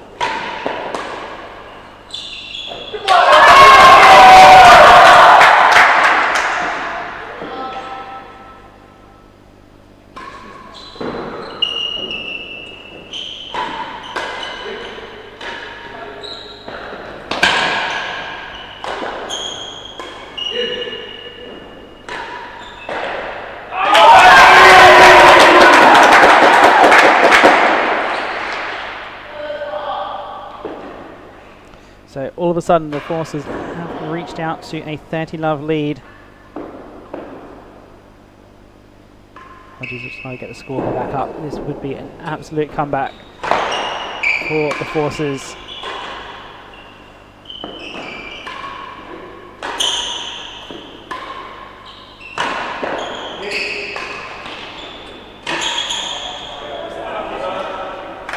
It's not over yet, however.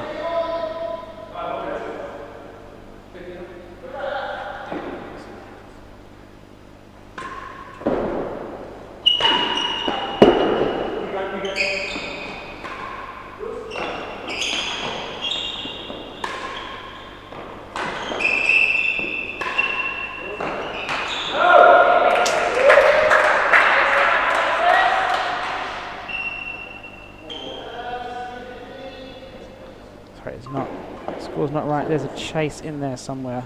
Just bear with me. 30-15 to the Mavericks.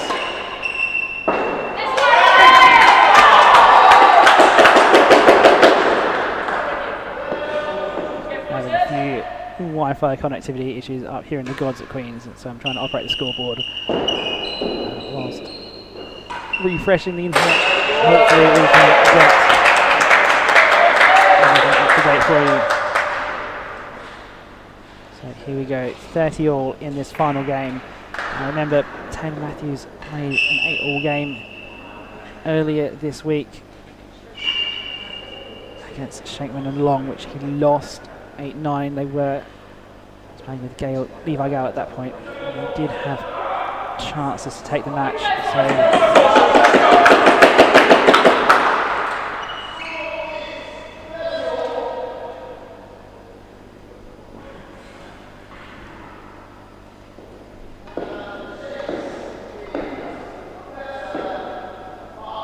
So chase is better than 5. Just update that.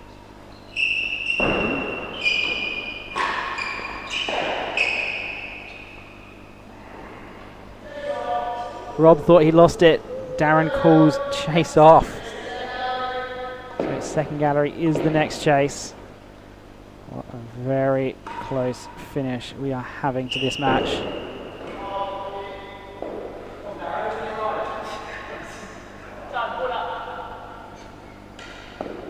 Rob leaving nothing to chance. Wants Bertie to move that ball for him. Second gallery is the chase.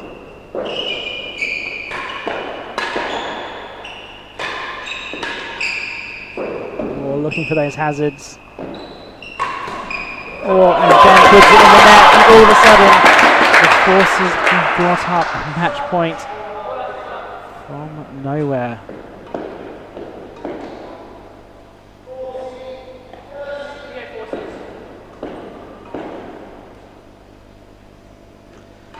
Big breath, high serve, and takes it on the volley. Needs this one to be good. It is not. The match goes to the Forces. And Sayers says, stay alive for the second time this week. Taylor Matthews lets Heat all doubles slip through his fingers. What a match, what a comeback. Great play by Bertie in particular, really holding his own in that match.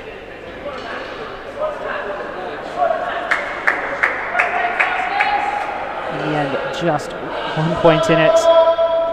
Mavericks having the lead on the points, but Fahey and Vallat picking it up where it counts. Lots of targets hit. And let's just have a look at how that affects the overall standings.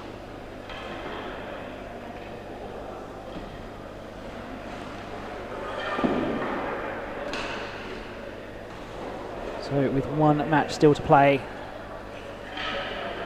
his Mavericks lead phase force is still 4 points to 3. There is one bonus point still up for grabs as well. I don't think that phase forces have it's possible for them to make it back on the percentage, because that percentage is they've won 39 games and lost 67, whereas the Slayers are in the positive 66 to 62, so that's not going to be overcome. So the Forces can't bring it back yet, but the Mavericks must win this last match to get ahead of the Slayers. That's as simple as it is. Win or go home for Max Truman. We'll have a short break. Some messages from our sponsors, FLM, and we'll be back with you for the final match of the group stage. Bye for now.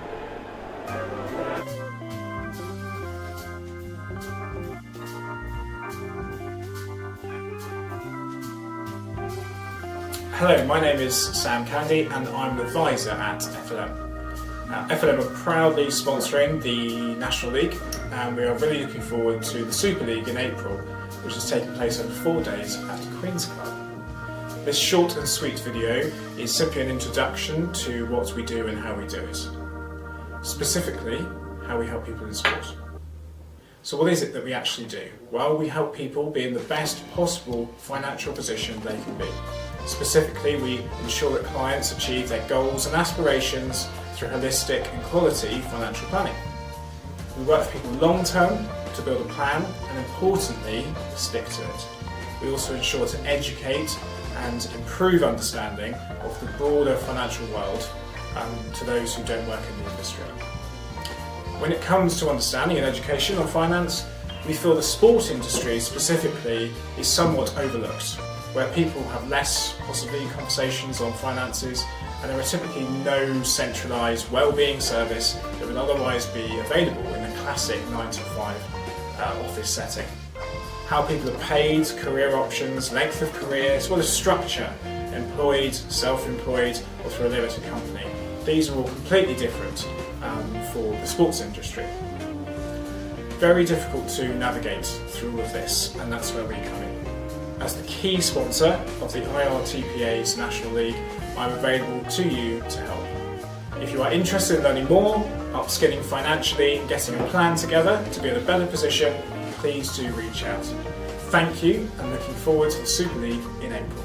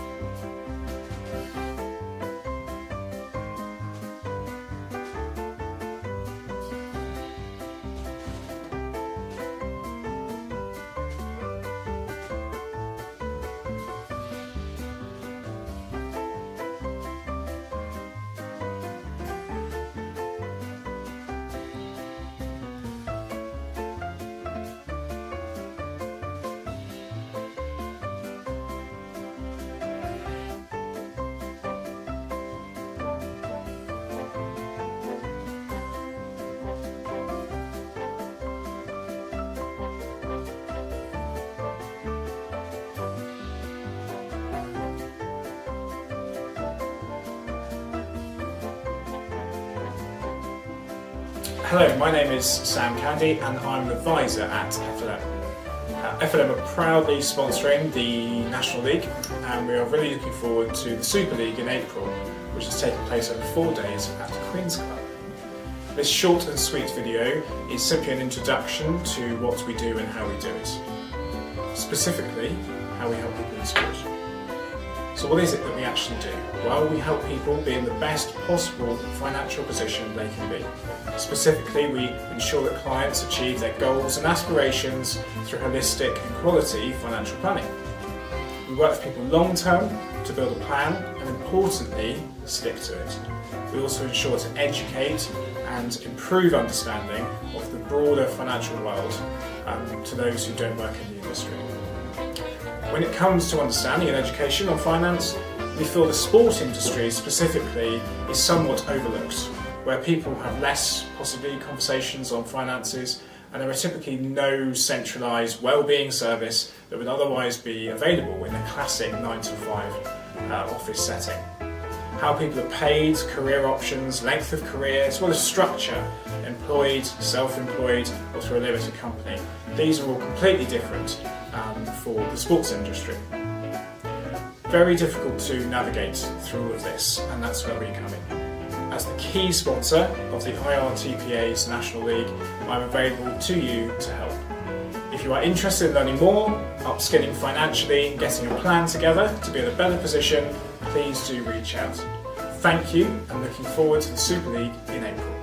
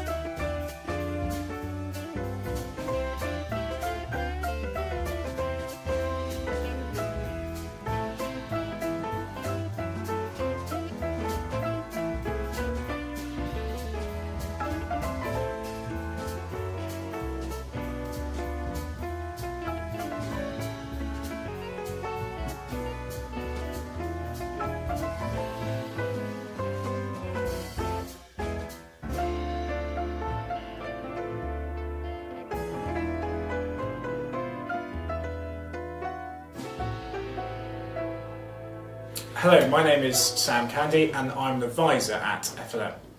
FLM are proudly sponsoring the National League and we are really looking forward to the Super League in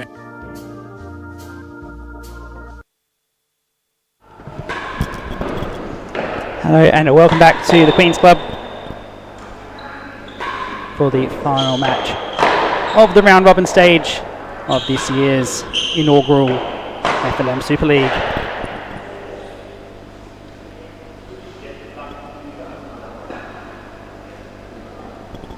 Marking tonight will be Queen's Club's Neil Mackenzie marking from the net.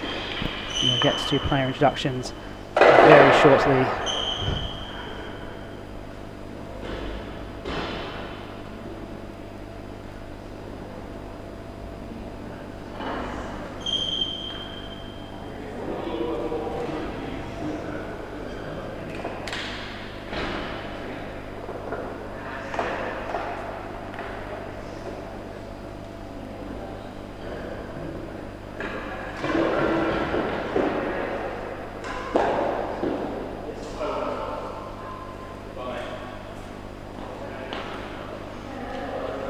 Looks like the players are just about ready to get underway. So we'll do the introductions as this match gets started.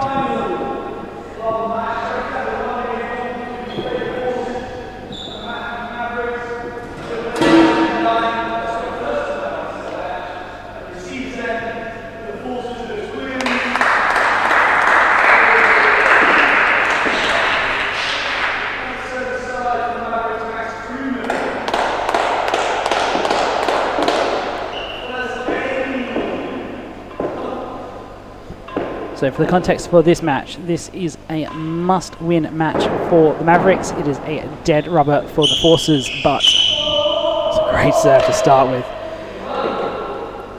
That doesn't mean that Lewis has nothing to play for. He will desperately not want to lose to Max, dropping handicap points.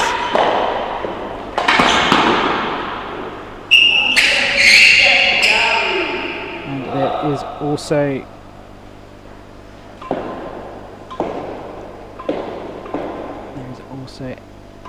cash prizes, cash bonus to anyone who wins a rubber.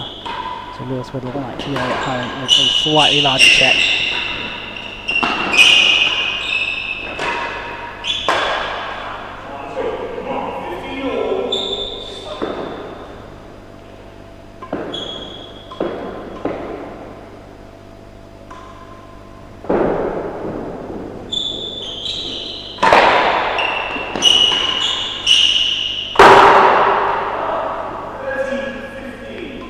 Very good from Max, finding the grill early.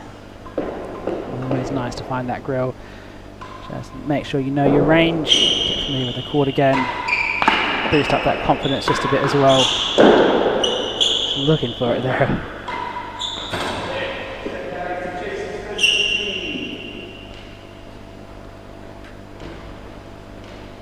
So, Max Truman, playing for the Mavericks, 19 years of age.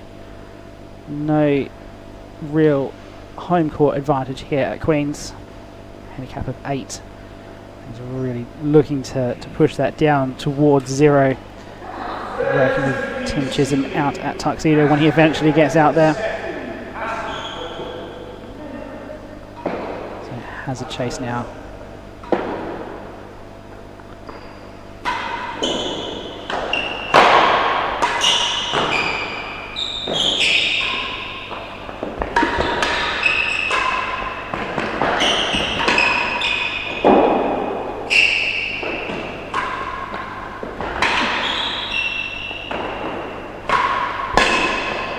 Oh, that just brings the pace into that dead on. Lewis not quite in position to play it, ducks underneath it, rather be safe than get hit. So second gallery is the next chase.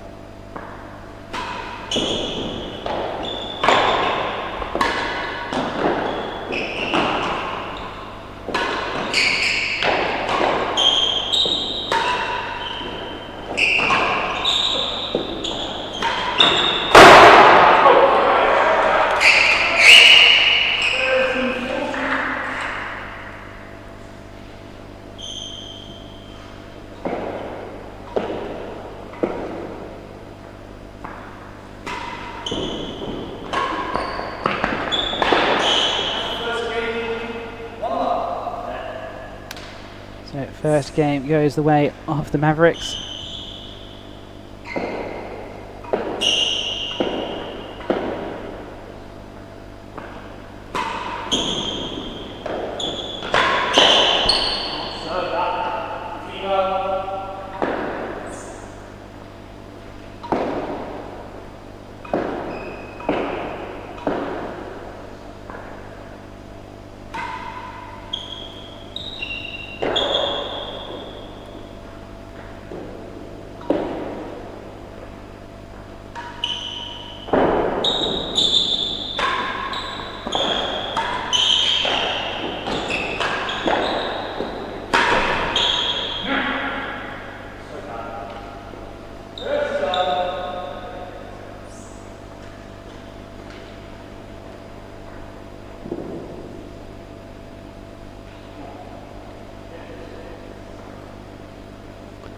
Not really the start that Lewis wants here. Max is such a strong player. It's a great pickup though.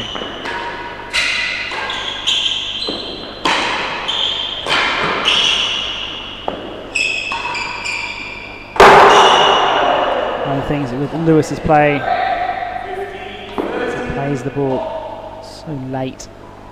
Quick hands, just to wherever the ball ends up. Goes this railway PK. just some effect. So he goes for it again. Lining up for it. Very wide in the stance. Just floats up there. That one a little bit deeper. Lets Max play it off the back wall.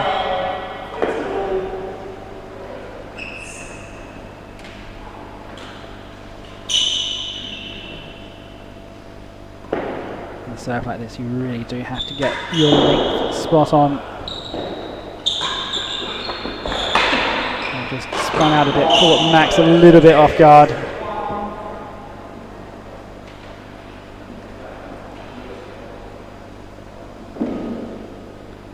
They'll change ends for the chase. Let's have a look at Lewis Williams' world ranking at number 12.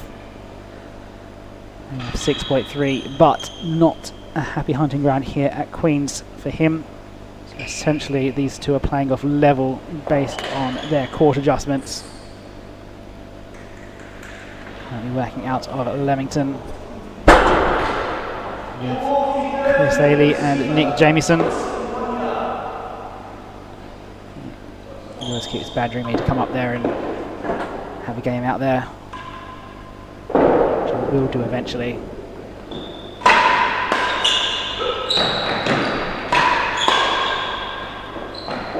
Great defense by Max. And finally the last ball is low.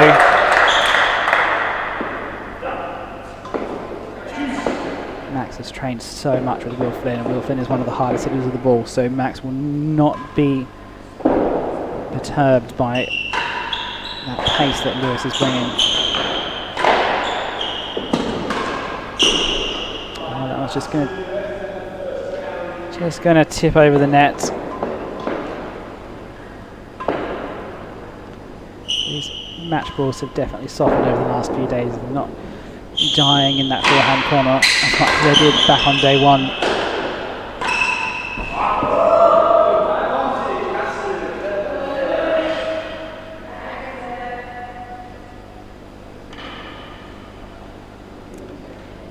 Career highlights there for Max Truman. Most notably the World Junior Champion in 2022. He's aged out of that category now for 2024. That tournament is going to be held outside, I was going to say outside the UK for the first time, but it should be the second time. The last two editions have been held at Seacourt Tennis Club down in Fahey Island.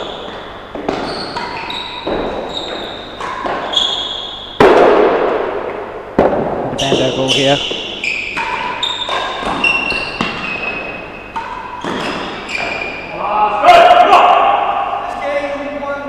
Last two editions held down in Haley Island, but there was an edition held in 2003 out at Melbourne. It was not repeated. There was still a junior championships that featured the likes of Camden Riviere, Barney Tanfield, Bryn Sayers, all competing at that age.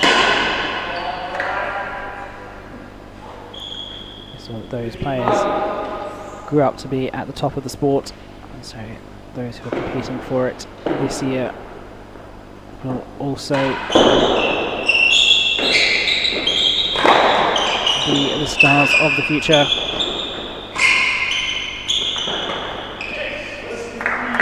So this year's tournament is being held in Bordeaux. It should be a fantastic event that's being put on by the club down there, led by Leia van der Zwalmen. I would suggest that Henry Henman, who entered this tournament but didn't quite make the seedings, is the favourite for that event down in Bordeaux. There promises to be some great matches over the 3 days down there. So the reason it's being held in Bordeaux is because the last two editions were at Seacourt. That's because you have these up-and-coming players, Max Truman, Will Flynn, James Medlow, all based at Seacourt, as well as the director of junior tennis, Paul Weaver, as a Seacourt member. Seacourt's been a great home for junior tennis over the years. Given it's a world championship and not a Seacourt championship, there was a desire to leave it outside the UK for the first time. The plan initially, as I understand it, was for it to rotate, but given that 15 of the 16 invitees were British, doesn't make financial sense to fly everybody down to Australia for it.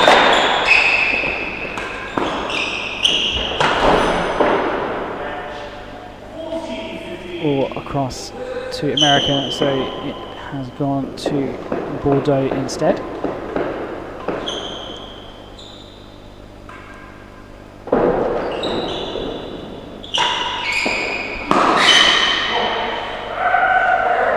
got a great club down there if you've never visited. Some of the best viewing galleries in the world to rival the likes of here, Hampton Court and Melbourne.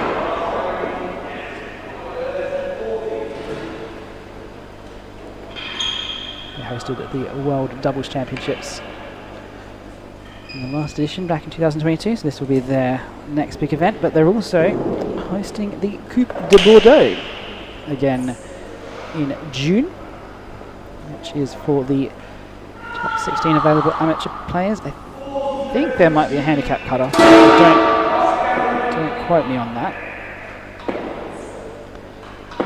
but that event will be streamed on the Real Tennis France YouTube channel. So definitely want to add to your calendar if you are a fan of the sport. You want to see some of the top amateurs playing.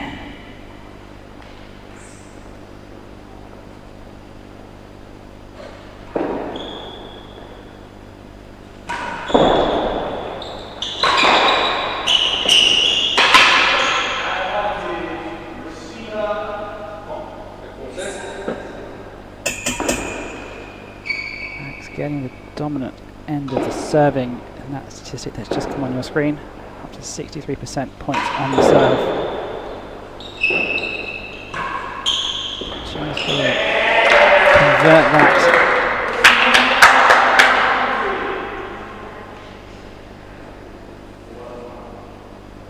convert that into a few games now.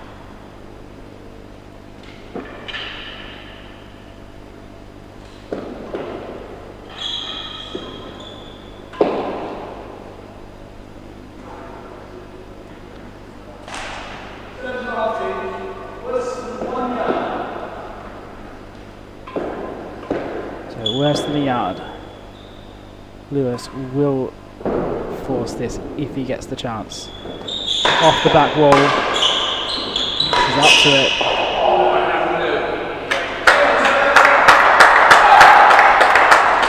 As I said the last time there was a short chase, you play against Will Flynn in practice so much.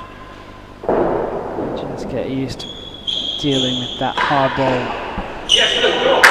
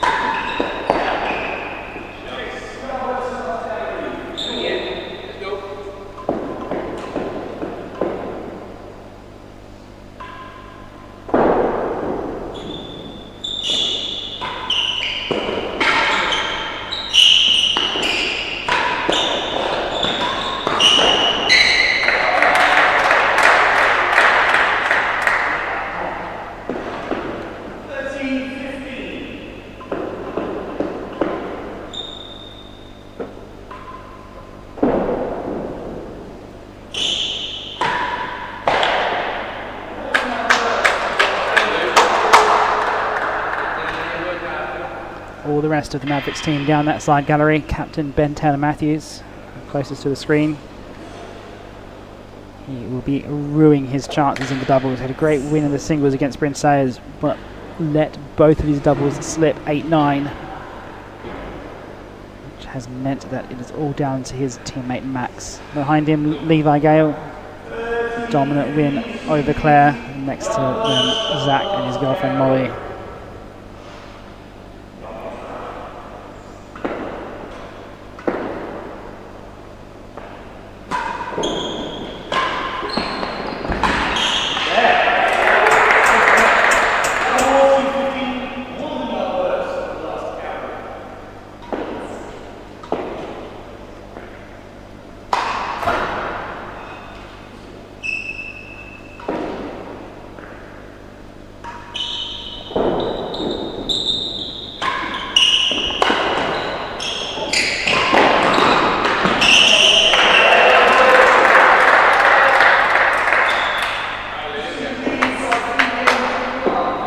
Extends out to a 3-1 lead. He is looking strong tonight.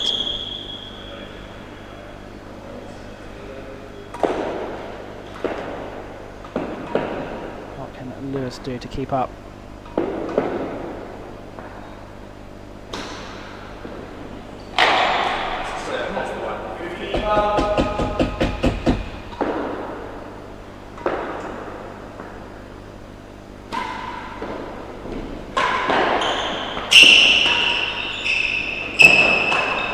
Just come off the winning gallery ledge. Max plays behind the back.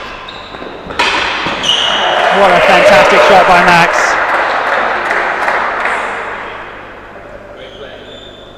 He has absolutely destroyed that ball.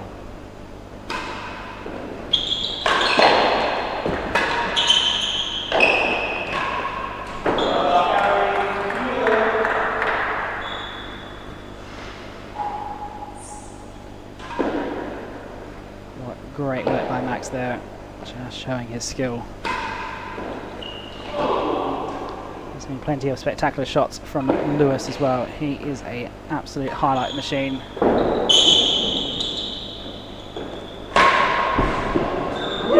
That has pace. Lewis playing shot of the tournament so far last night. Ball off the bando, off the volley to beat Lewis Gordon.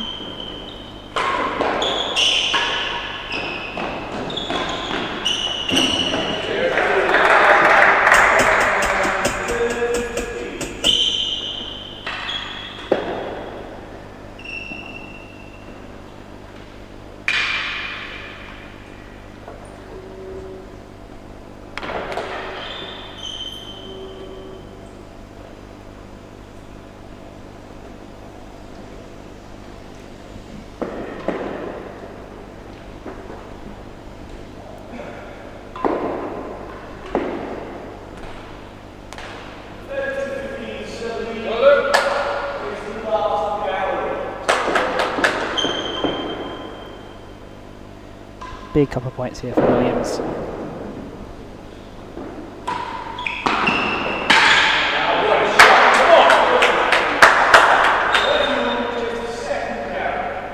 He just floats down the line. Risked putting it in the last gallery for chase off, but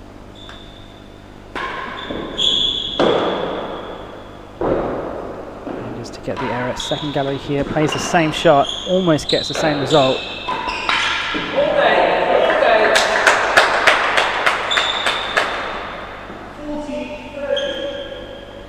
They were two very vital points for Williams. Just really to stay in the first part of this match.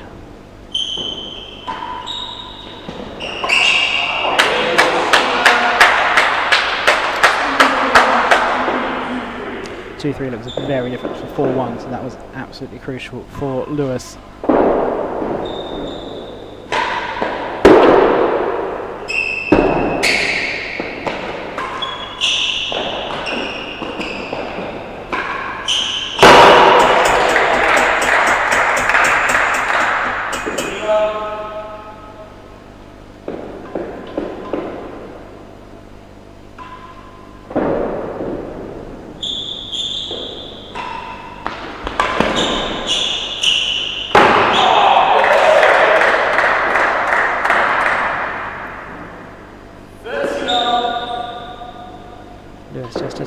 careful that these lucky shots from Max, like that lob grill, don't get to him too much.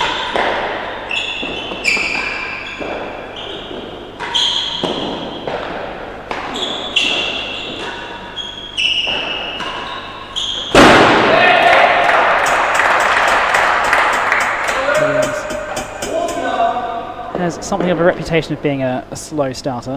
He would vehemently disagree with that. Just needs to be careful that he doesn't give too many points away right now. These sets to nines are much harder to climb back out from if you go behind.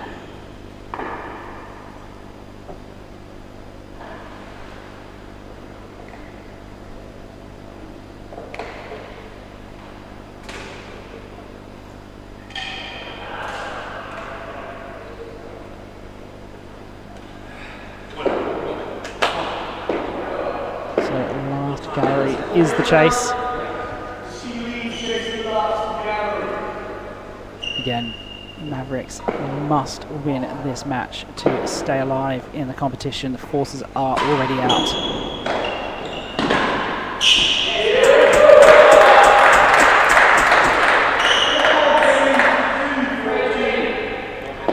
It's an absolute masterclass in target hitting from Truman so far tonight.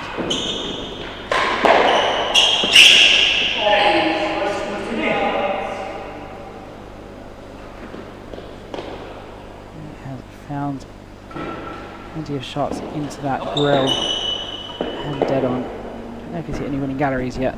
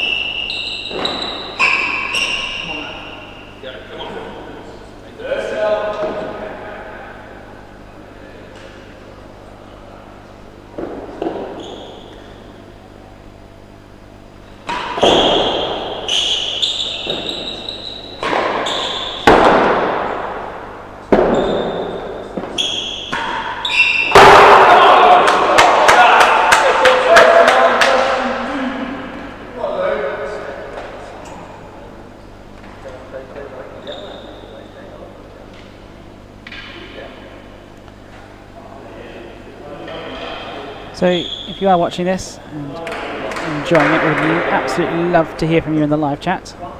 It's great. Get an idea of who's out there watching.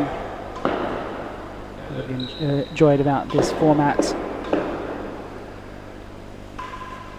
What do you think of the final coming up tomorrow?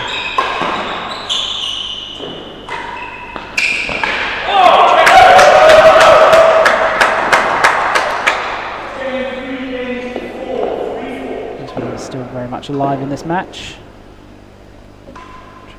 Just needs to find a few points to string together to extend out that lead. That won't help his cause though.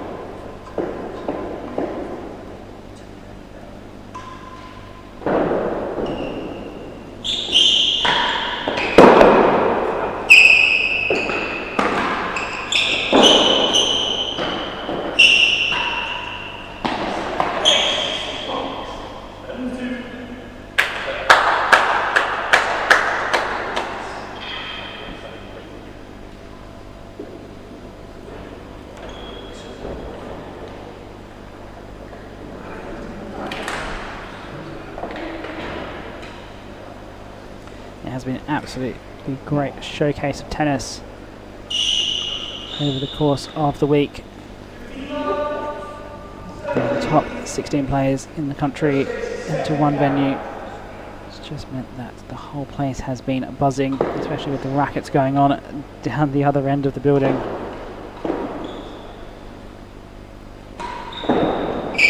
semi-finals for that particular tournament will be held tomorrow after the tennis.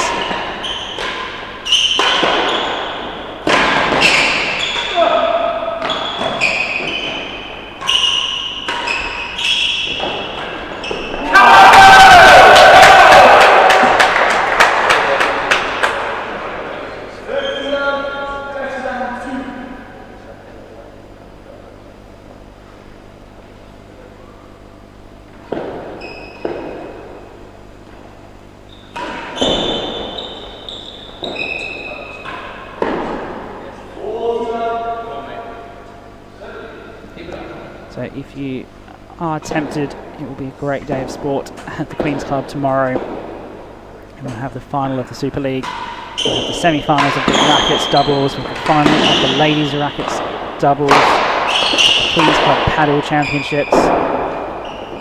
Absolutely no reason not to come down to Queen's Club tomorrow.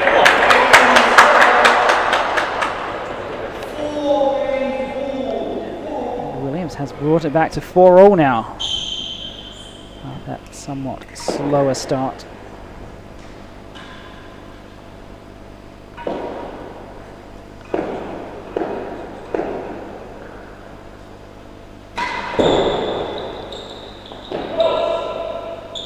Good call by Neil, just a little bit wide.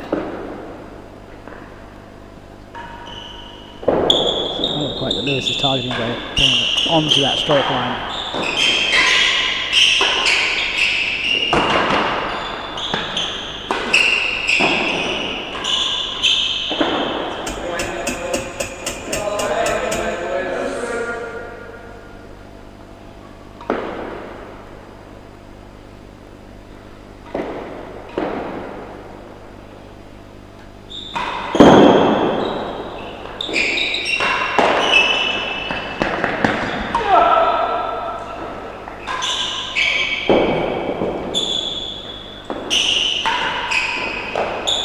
Oh, that's come off the rule edge again. Max has done very well to get a chase out of that. Such a good reaction. I'm going to show you the MVP rankings for this tournament. Neither of these two are in the running for it anymore. They've not won enough matches. So it is Nino Marola who takes home that MVP prize this year. Edging out Vaughan Hamilton. Nino losing just 11 games over the course of the tournament. He has been the standout player in pot 3.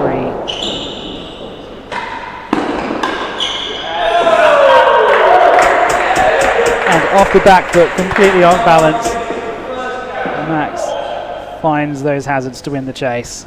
Great stuff, great support from the crowd there as well.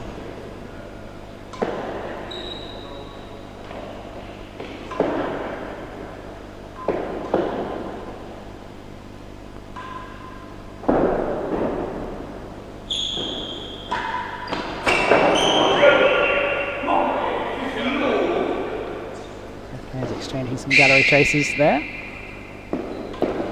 Seems that the dead-ons has thinned out just a little bit. Later into the evening, a few people going up for dinner at the Queen's Club.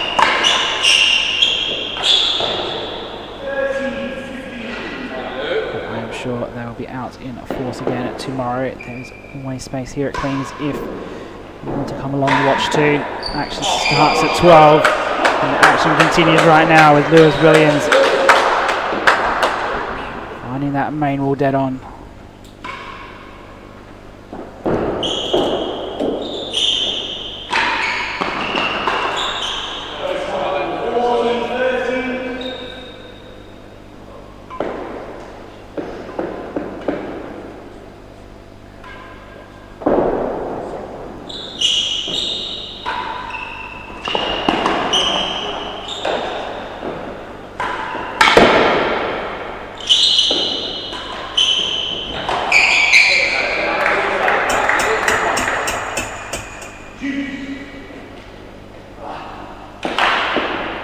Shaping up now as an important game. Just needs to stem the flow a little bit. Serve won't help. And the line is in. Lewis will not miss that opportunity. Needs to serve better this time.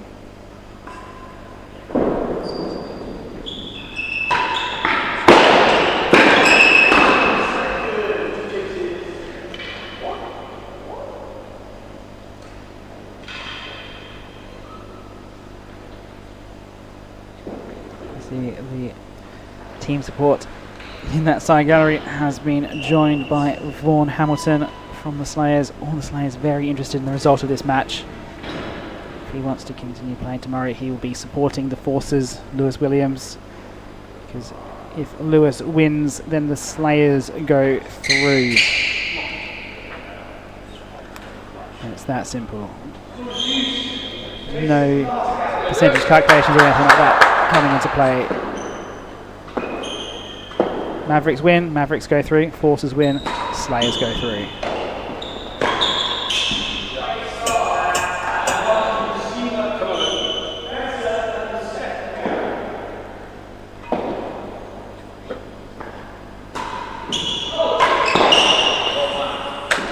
Ouch, that would hurt the fingers a bit.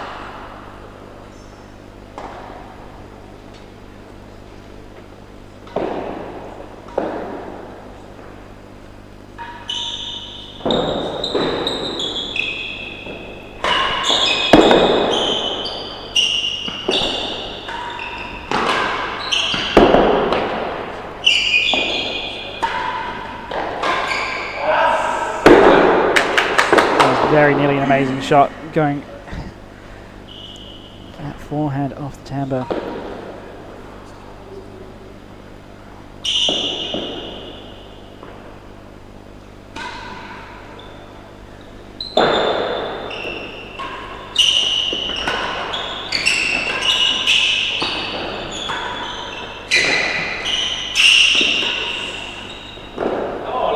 Oh, what a shot by Lewis Williams. Up against that wall and just plays it out on the forehand like it's nothing. That's an insane shot. Just the reaction time from Williams to read that is incredible.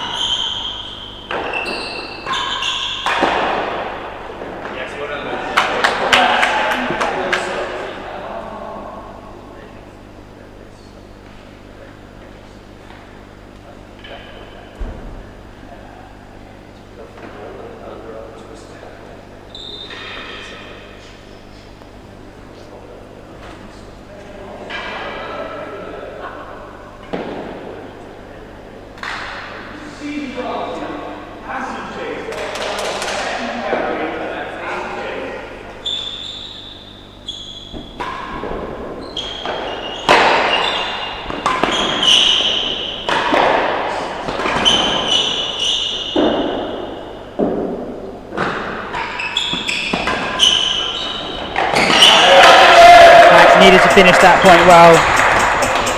Big celebration comes with it as well. Anything that doesn't finish the point on that ball would have given Lewis such an opening on those galleries. It had to be accurate, and it was.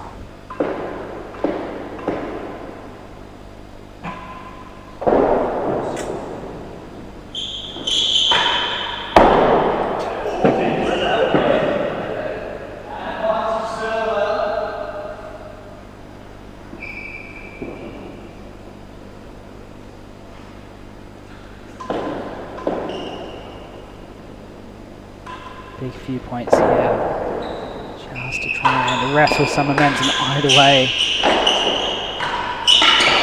Inches in it from that goal, gets it on the second attempt though. Max Truman retakes the lead in this match. 1-9 is the format.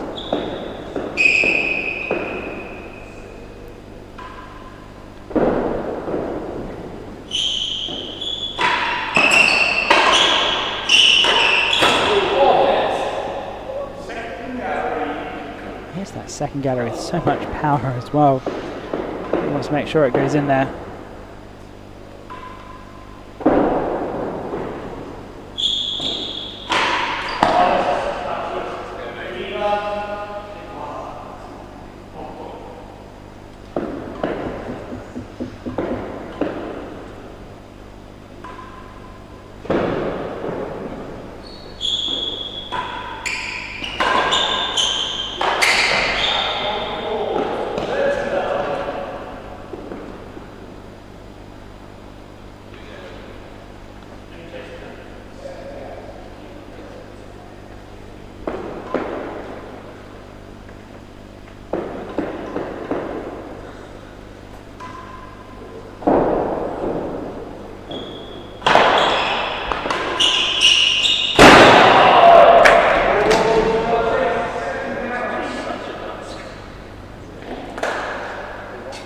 See that FLM grill board.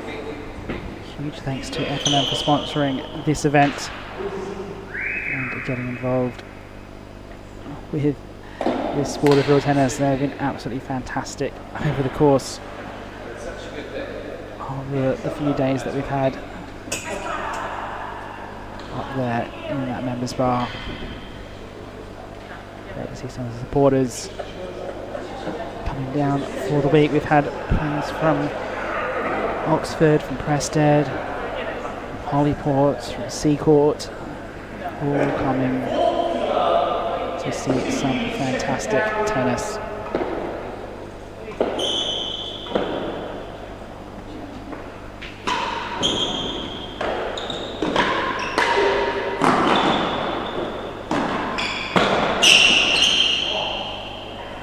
Big fist pump from Max Truman. All of a sudden, after a long juice game at 4-all, he has got a 2-game lead again.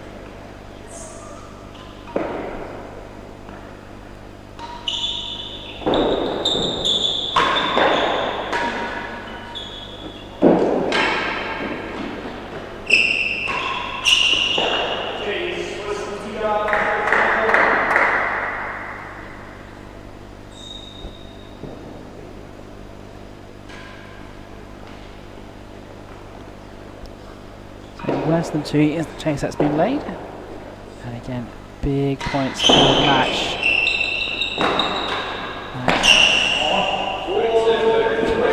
Looking for options to get to that 7-4 lead. Can't quite do it yet. Up on the galleries, that's former world champion Rob Fahey on the left, talking with Tim Pullman, who's been around the game for so many years. On the right, the players Bertie Vallat and Lewis Gordon.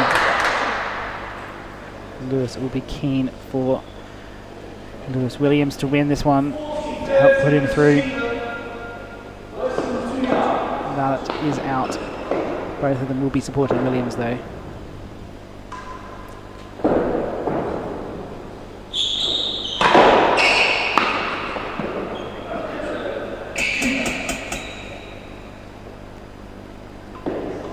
like to do here.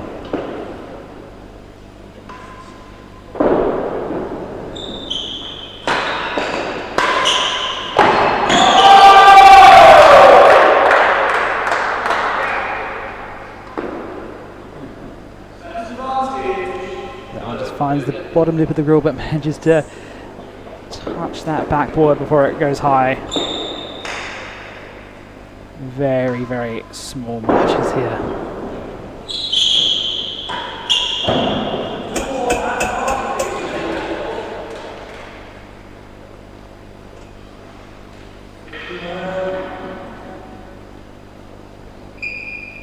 Let's see what Neil Mackenzie come for his basket drop.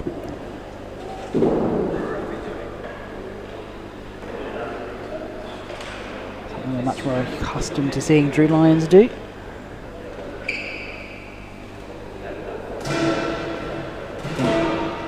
Having been streaming at the Silver Racket and the Ladies Open down at Seacourt, we could overlay, what, 100 those Drew basket drops into the dead on. I think they'll all be exactly the same. He's got very much the same swagger when he does it.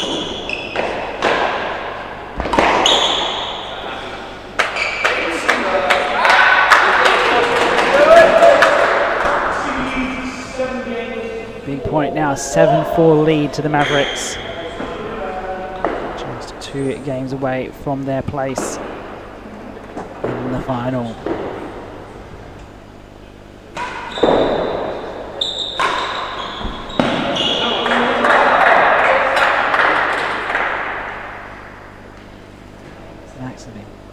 Hammering that dead on all day.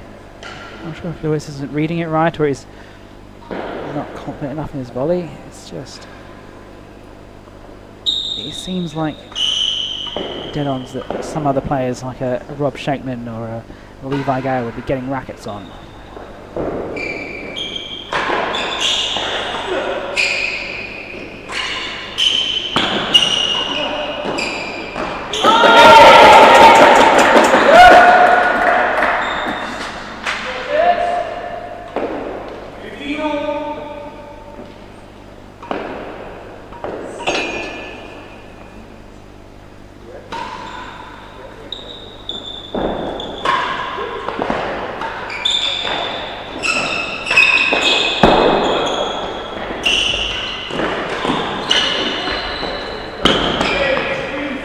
He did well to rear that off the bando, but he ended up so far up the court, there just wasn't realistically a chance of anyone who's not named Ollie Pridmore of getting back to that.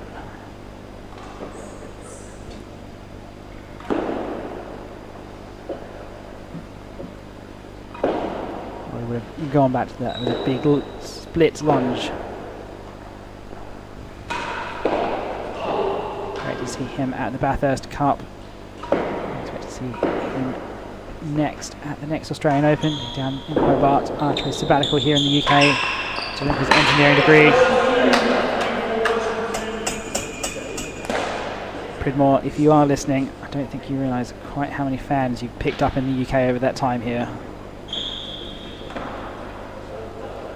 I think there's a lot of people who would appreciate an update on how you're doing down there in Australia.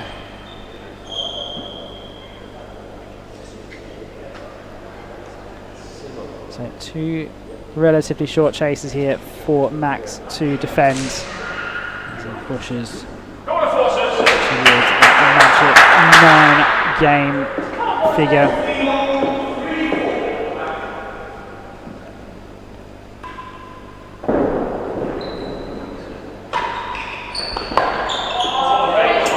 Just can't quite pick that up off the half volley. Attempt at a worse than 2.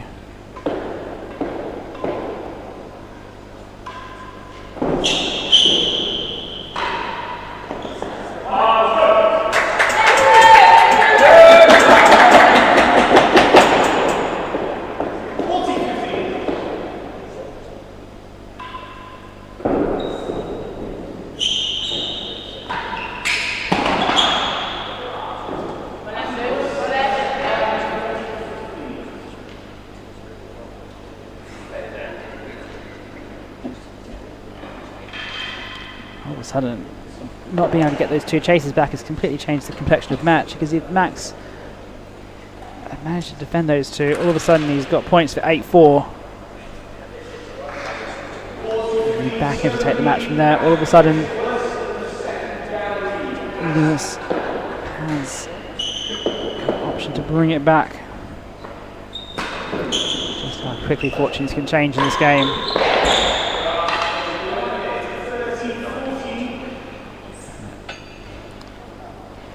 Mackenzie saying that Max won that chase. That was very close. Very, very close.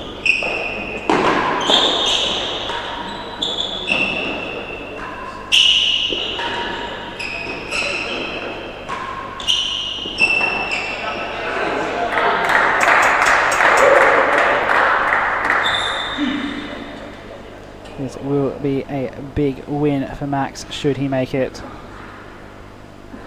Really looking to start to build up these wins against some of the lower single figure players.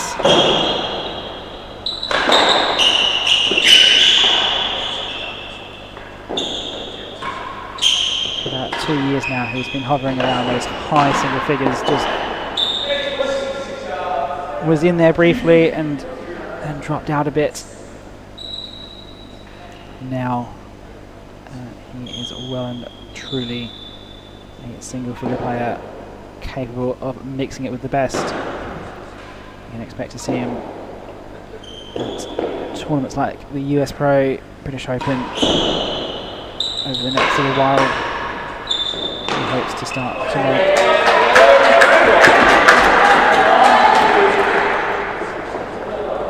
make it comfortably through the qualifying stages of those competitions.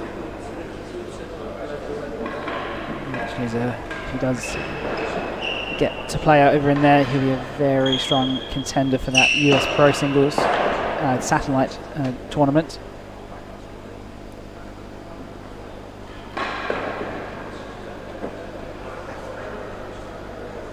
One that he would very much like to add to his resume. He does manage to get over to the US soon. He's got the job lined up in Tuxedo, just trying to get the final paperwork done.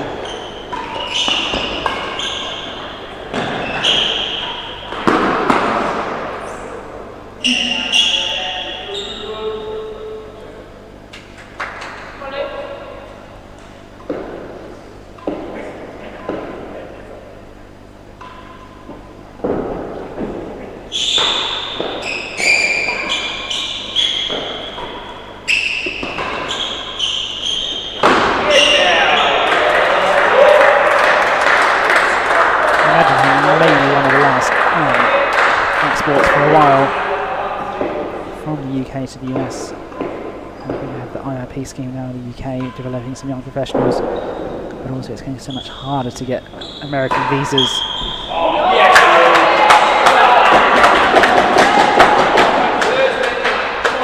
American visas for real tennis professionals. You have to show that you are at the top of the game. You can't really go over there as a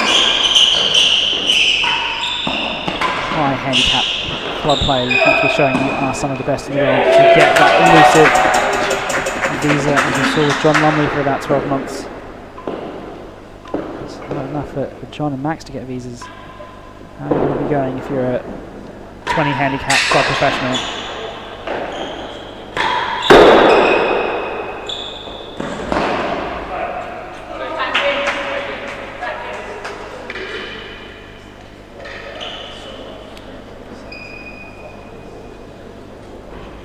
Mackenzie doing an amazing job in the marker's box. Queen's club professionals still regularly do a lot of marking from that central position, something you don't see a lot of at many other clubs in the world anymore. Most notably MCC, another one that does do a lot of marking from that central position. Hatfield would do it on some of their bigger tournaments, but not their club stuff.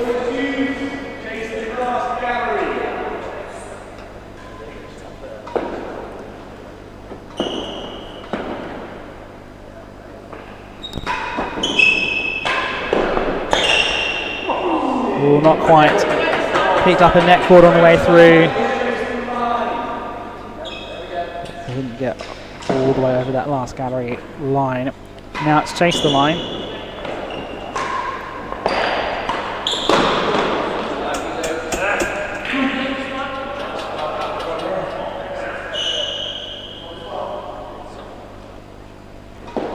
Fourth juice now.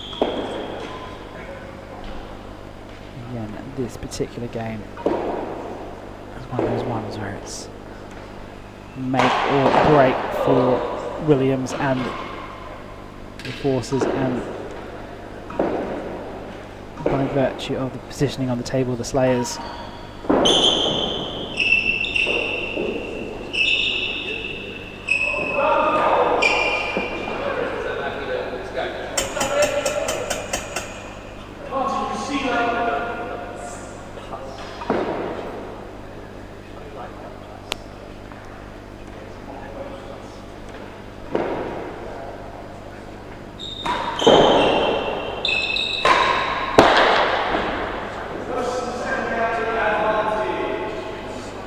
Comments in the live chat.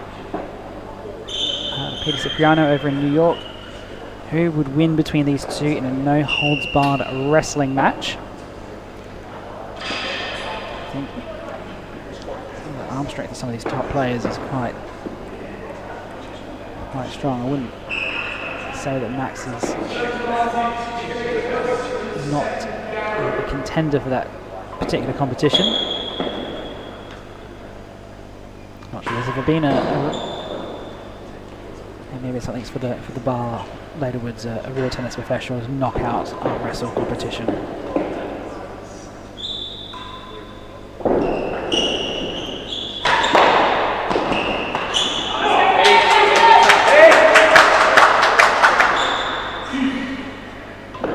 Also in the live chat, Tom Carey Hunt, and that Lewis seems to have the largest array of serves seen so far in this year's Super League.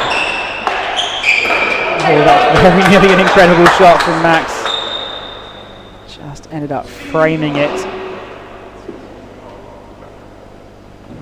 that would have been quite the sight. I wonder if he's been practicing that Rob Fahey over the shoulder behind the back in practice.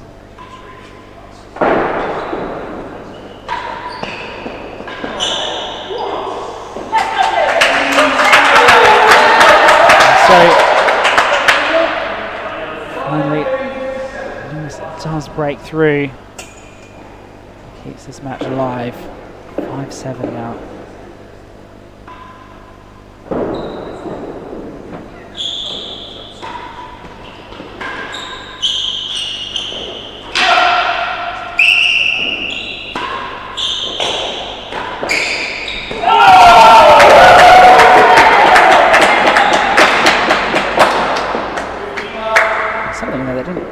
Quite right as that ball came around that Tampa corner.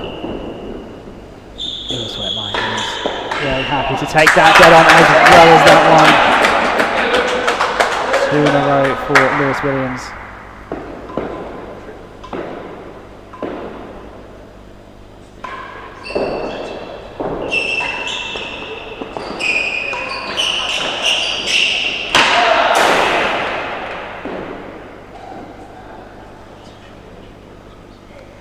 On that serving, Tom, I think Nino would also be a contender for serving variety.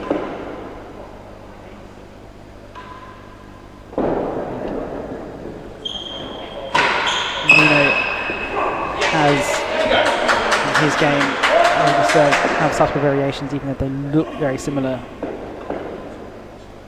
They are actually all different.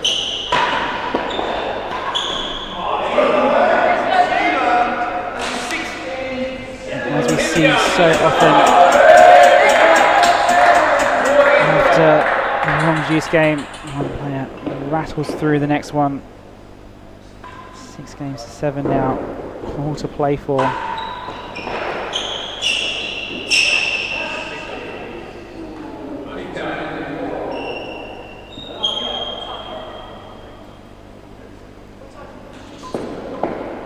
Max just needs to hold his nerve to finish this match off.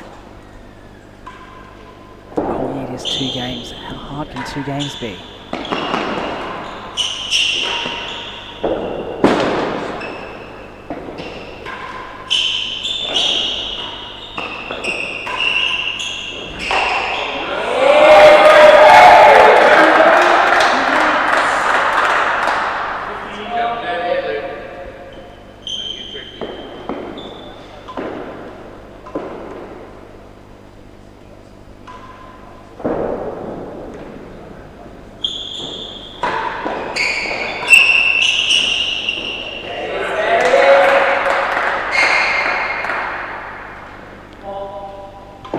Feeding off the support, both Max and Lewis will, the support from the other professionals, teammates in the side gallery and the top gallery.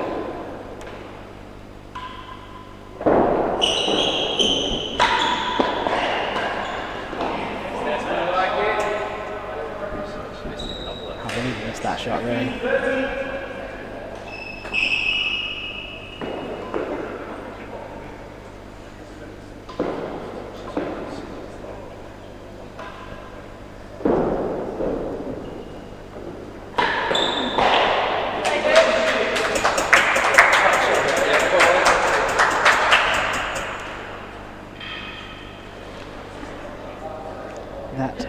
Gallery at the top is very much a pro Williams gallery. Claire and Lewis Gordon, big loud cheering for their man Williams. Gordon again wants Williams to win for his own progression through the tournament. There's the Mavericks support crew in the side galleries. Quite as vocal as Claire is up the top. I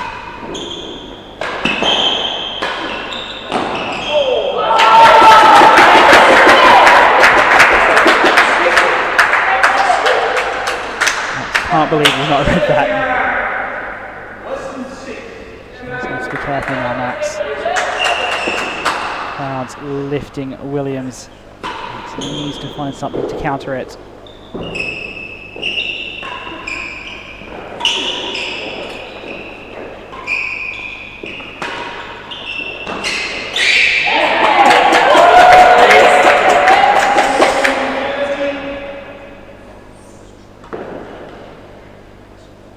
This to level it up.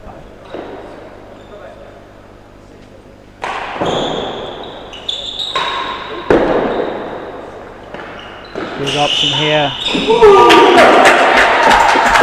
not miss that. We are all square now.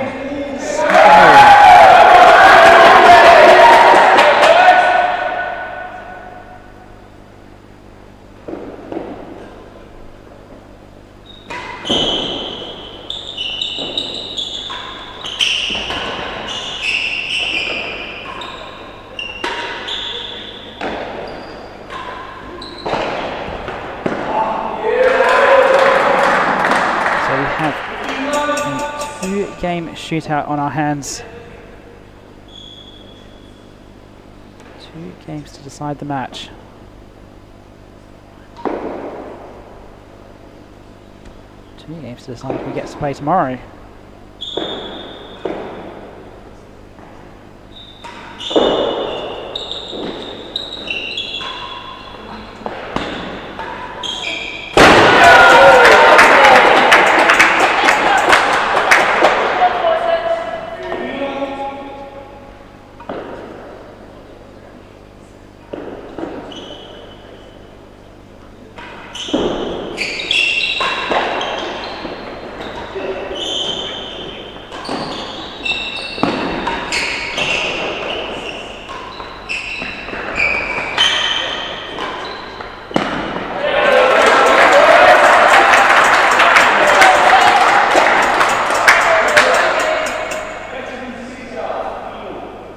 So tight either way. Just a few points one way or the other. Good bit of luck, lucky bounce.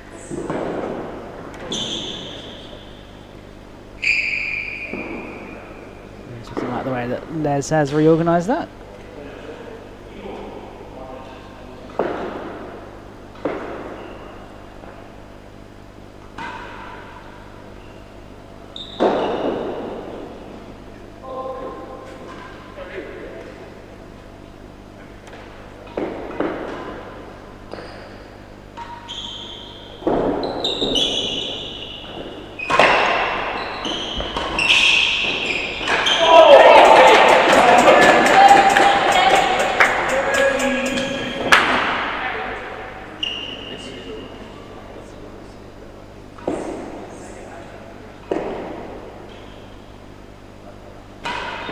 still keeping with that railroad demi-piqué. That's a quick look. And that's a very good chase down in that forehand corner.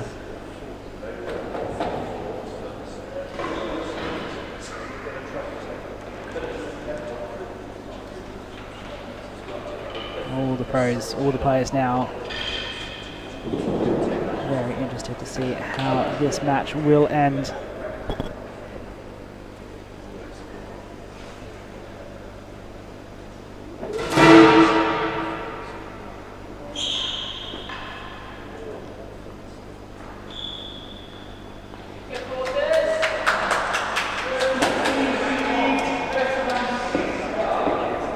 Better than 6 is the chase. Big point coming up.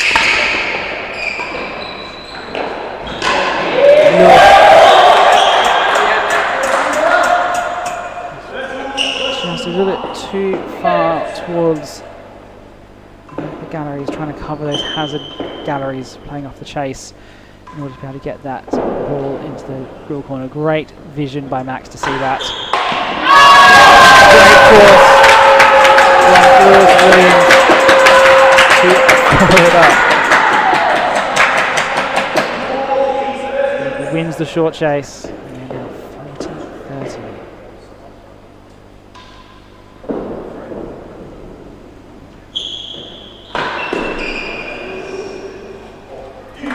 This match could not be any closer, really.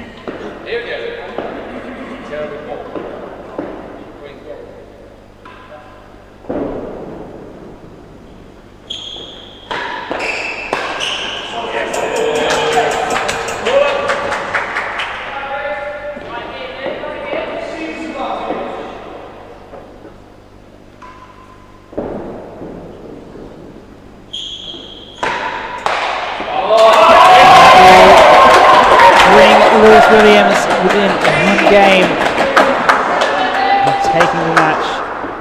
He's come from behind. It has been the story of the Mavericks campaign so far.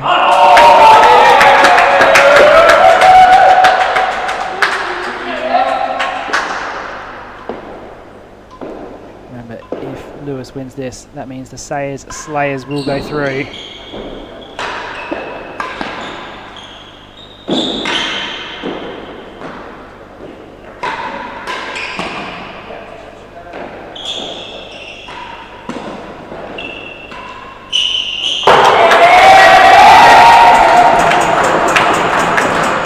Top gallery getting rowdy now. 10 grills in the match so far for Max. He's been accurate with that all night long.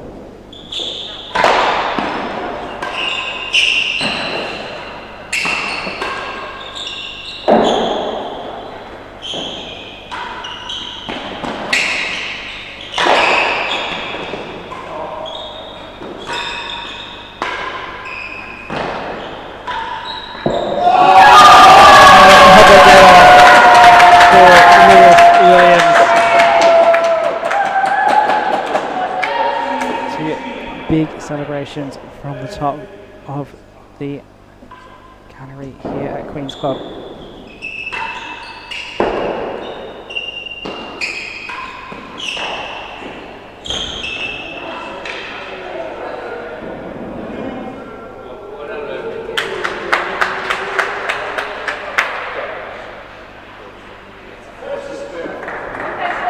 Quarter stroke. 30 all. Max serve here to try and stay in it. Still just going with that gentle bobble. Up down, Lewis is forcing options.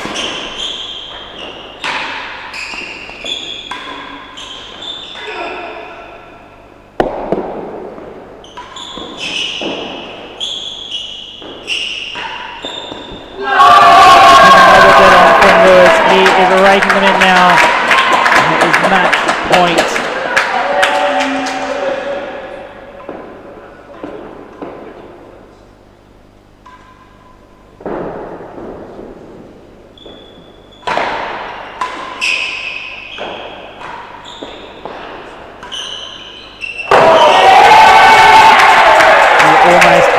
the dead on there. Just a little bit wide and gave Max the option to take that grill.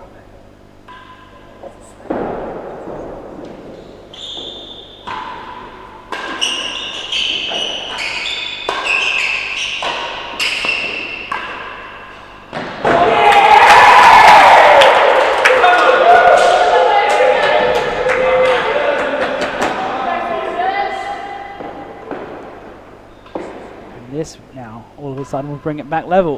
Just how tight it has been.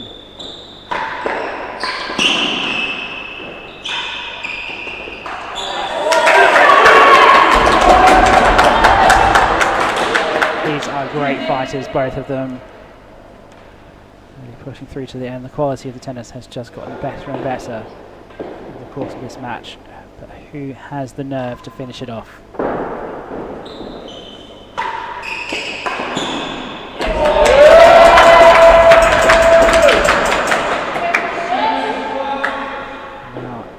Chance for a match point.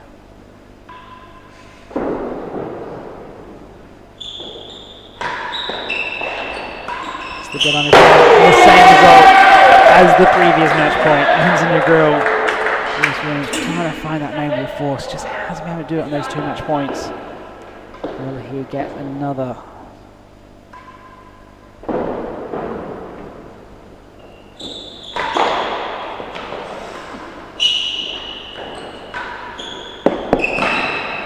It for the dead on, misses high and wide.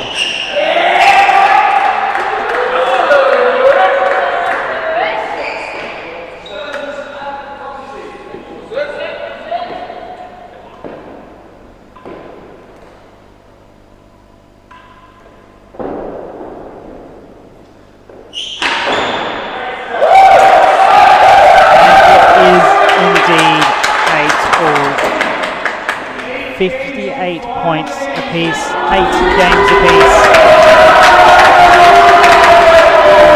FLM Super League goes down to the final game of the group stage, the round robin stage, to decide who is our finalists. We wouldn't have it any other way, would we? Absolutely amazing battle.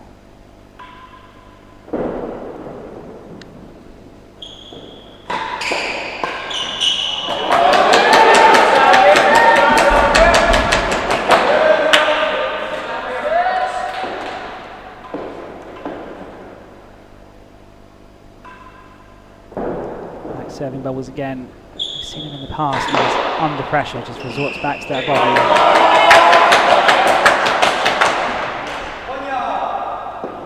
Sometimes gets stuck in a bit of a rut serving it. Seen him who's played Will Flynn in the past. When he's been under pressure, just can't quite find a way to bring himself from anything like that. So, Lewis Williams, another dead on, brings up his 3rd match point.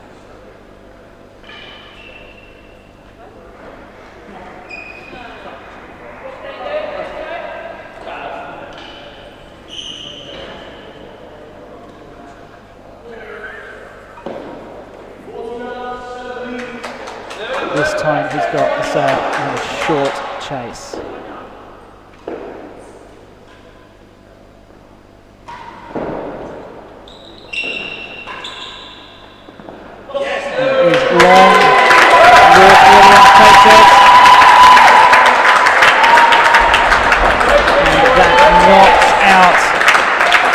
Mavericks, the Sayers Slayers come through and the path of the Forces victory to move into tomorrow's final. That will take place at 12 o'clock.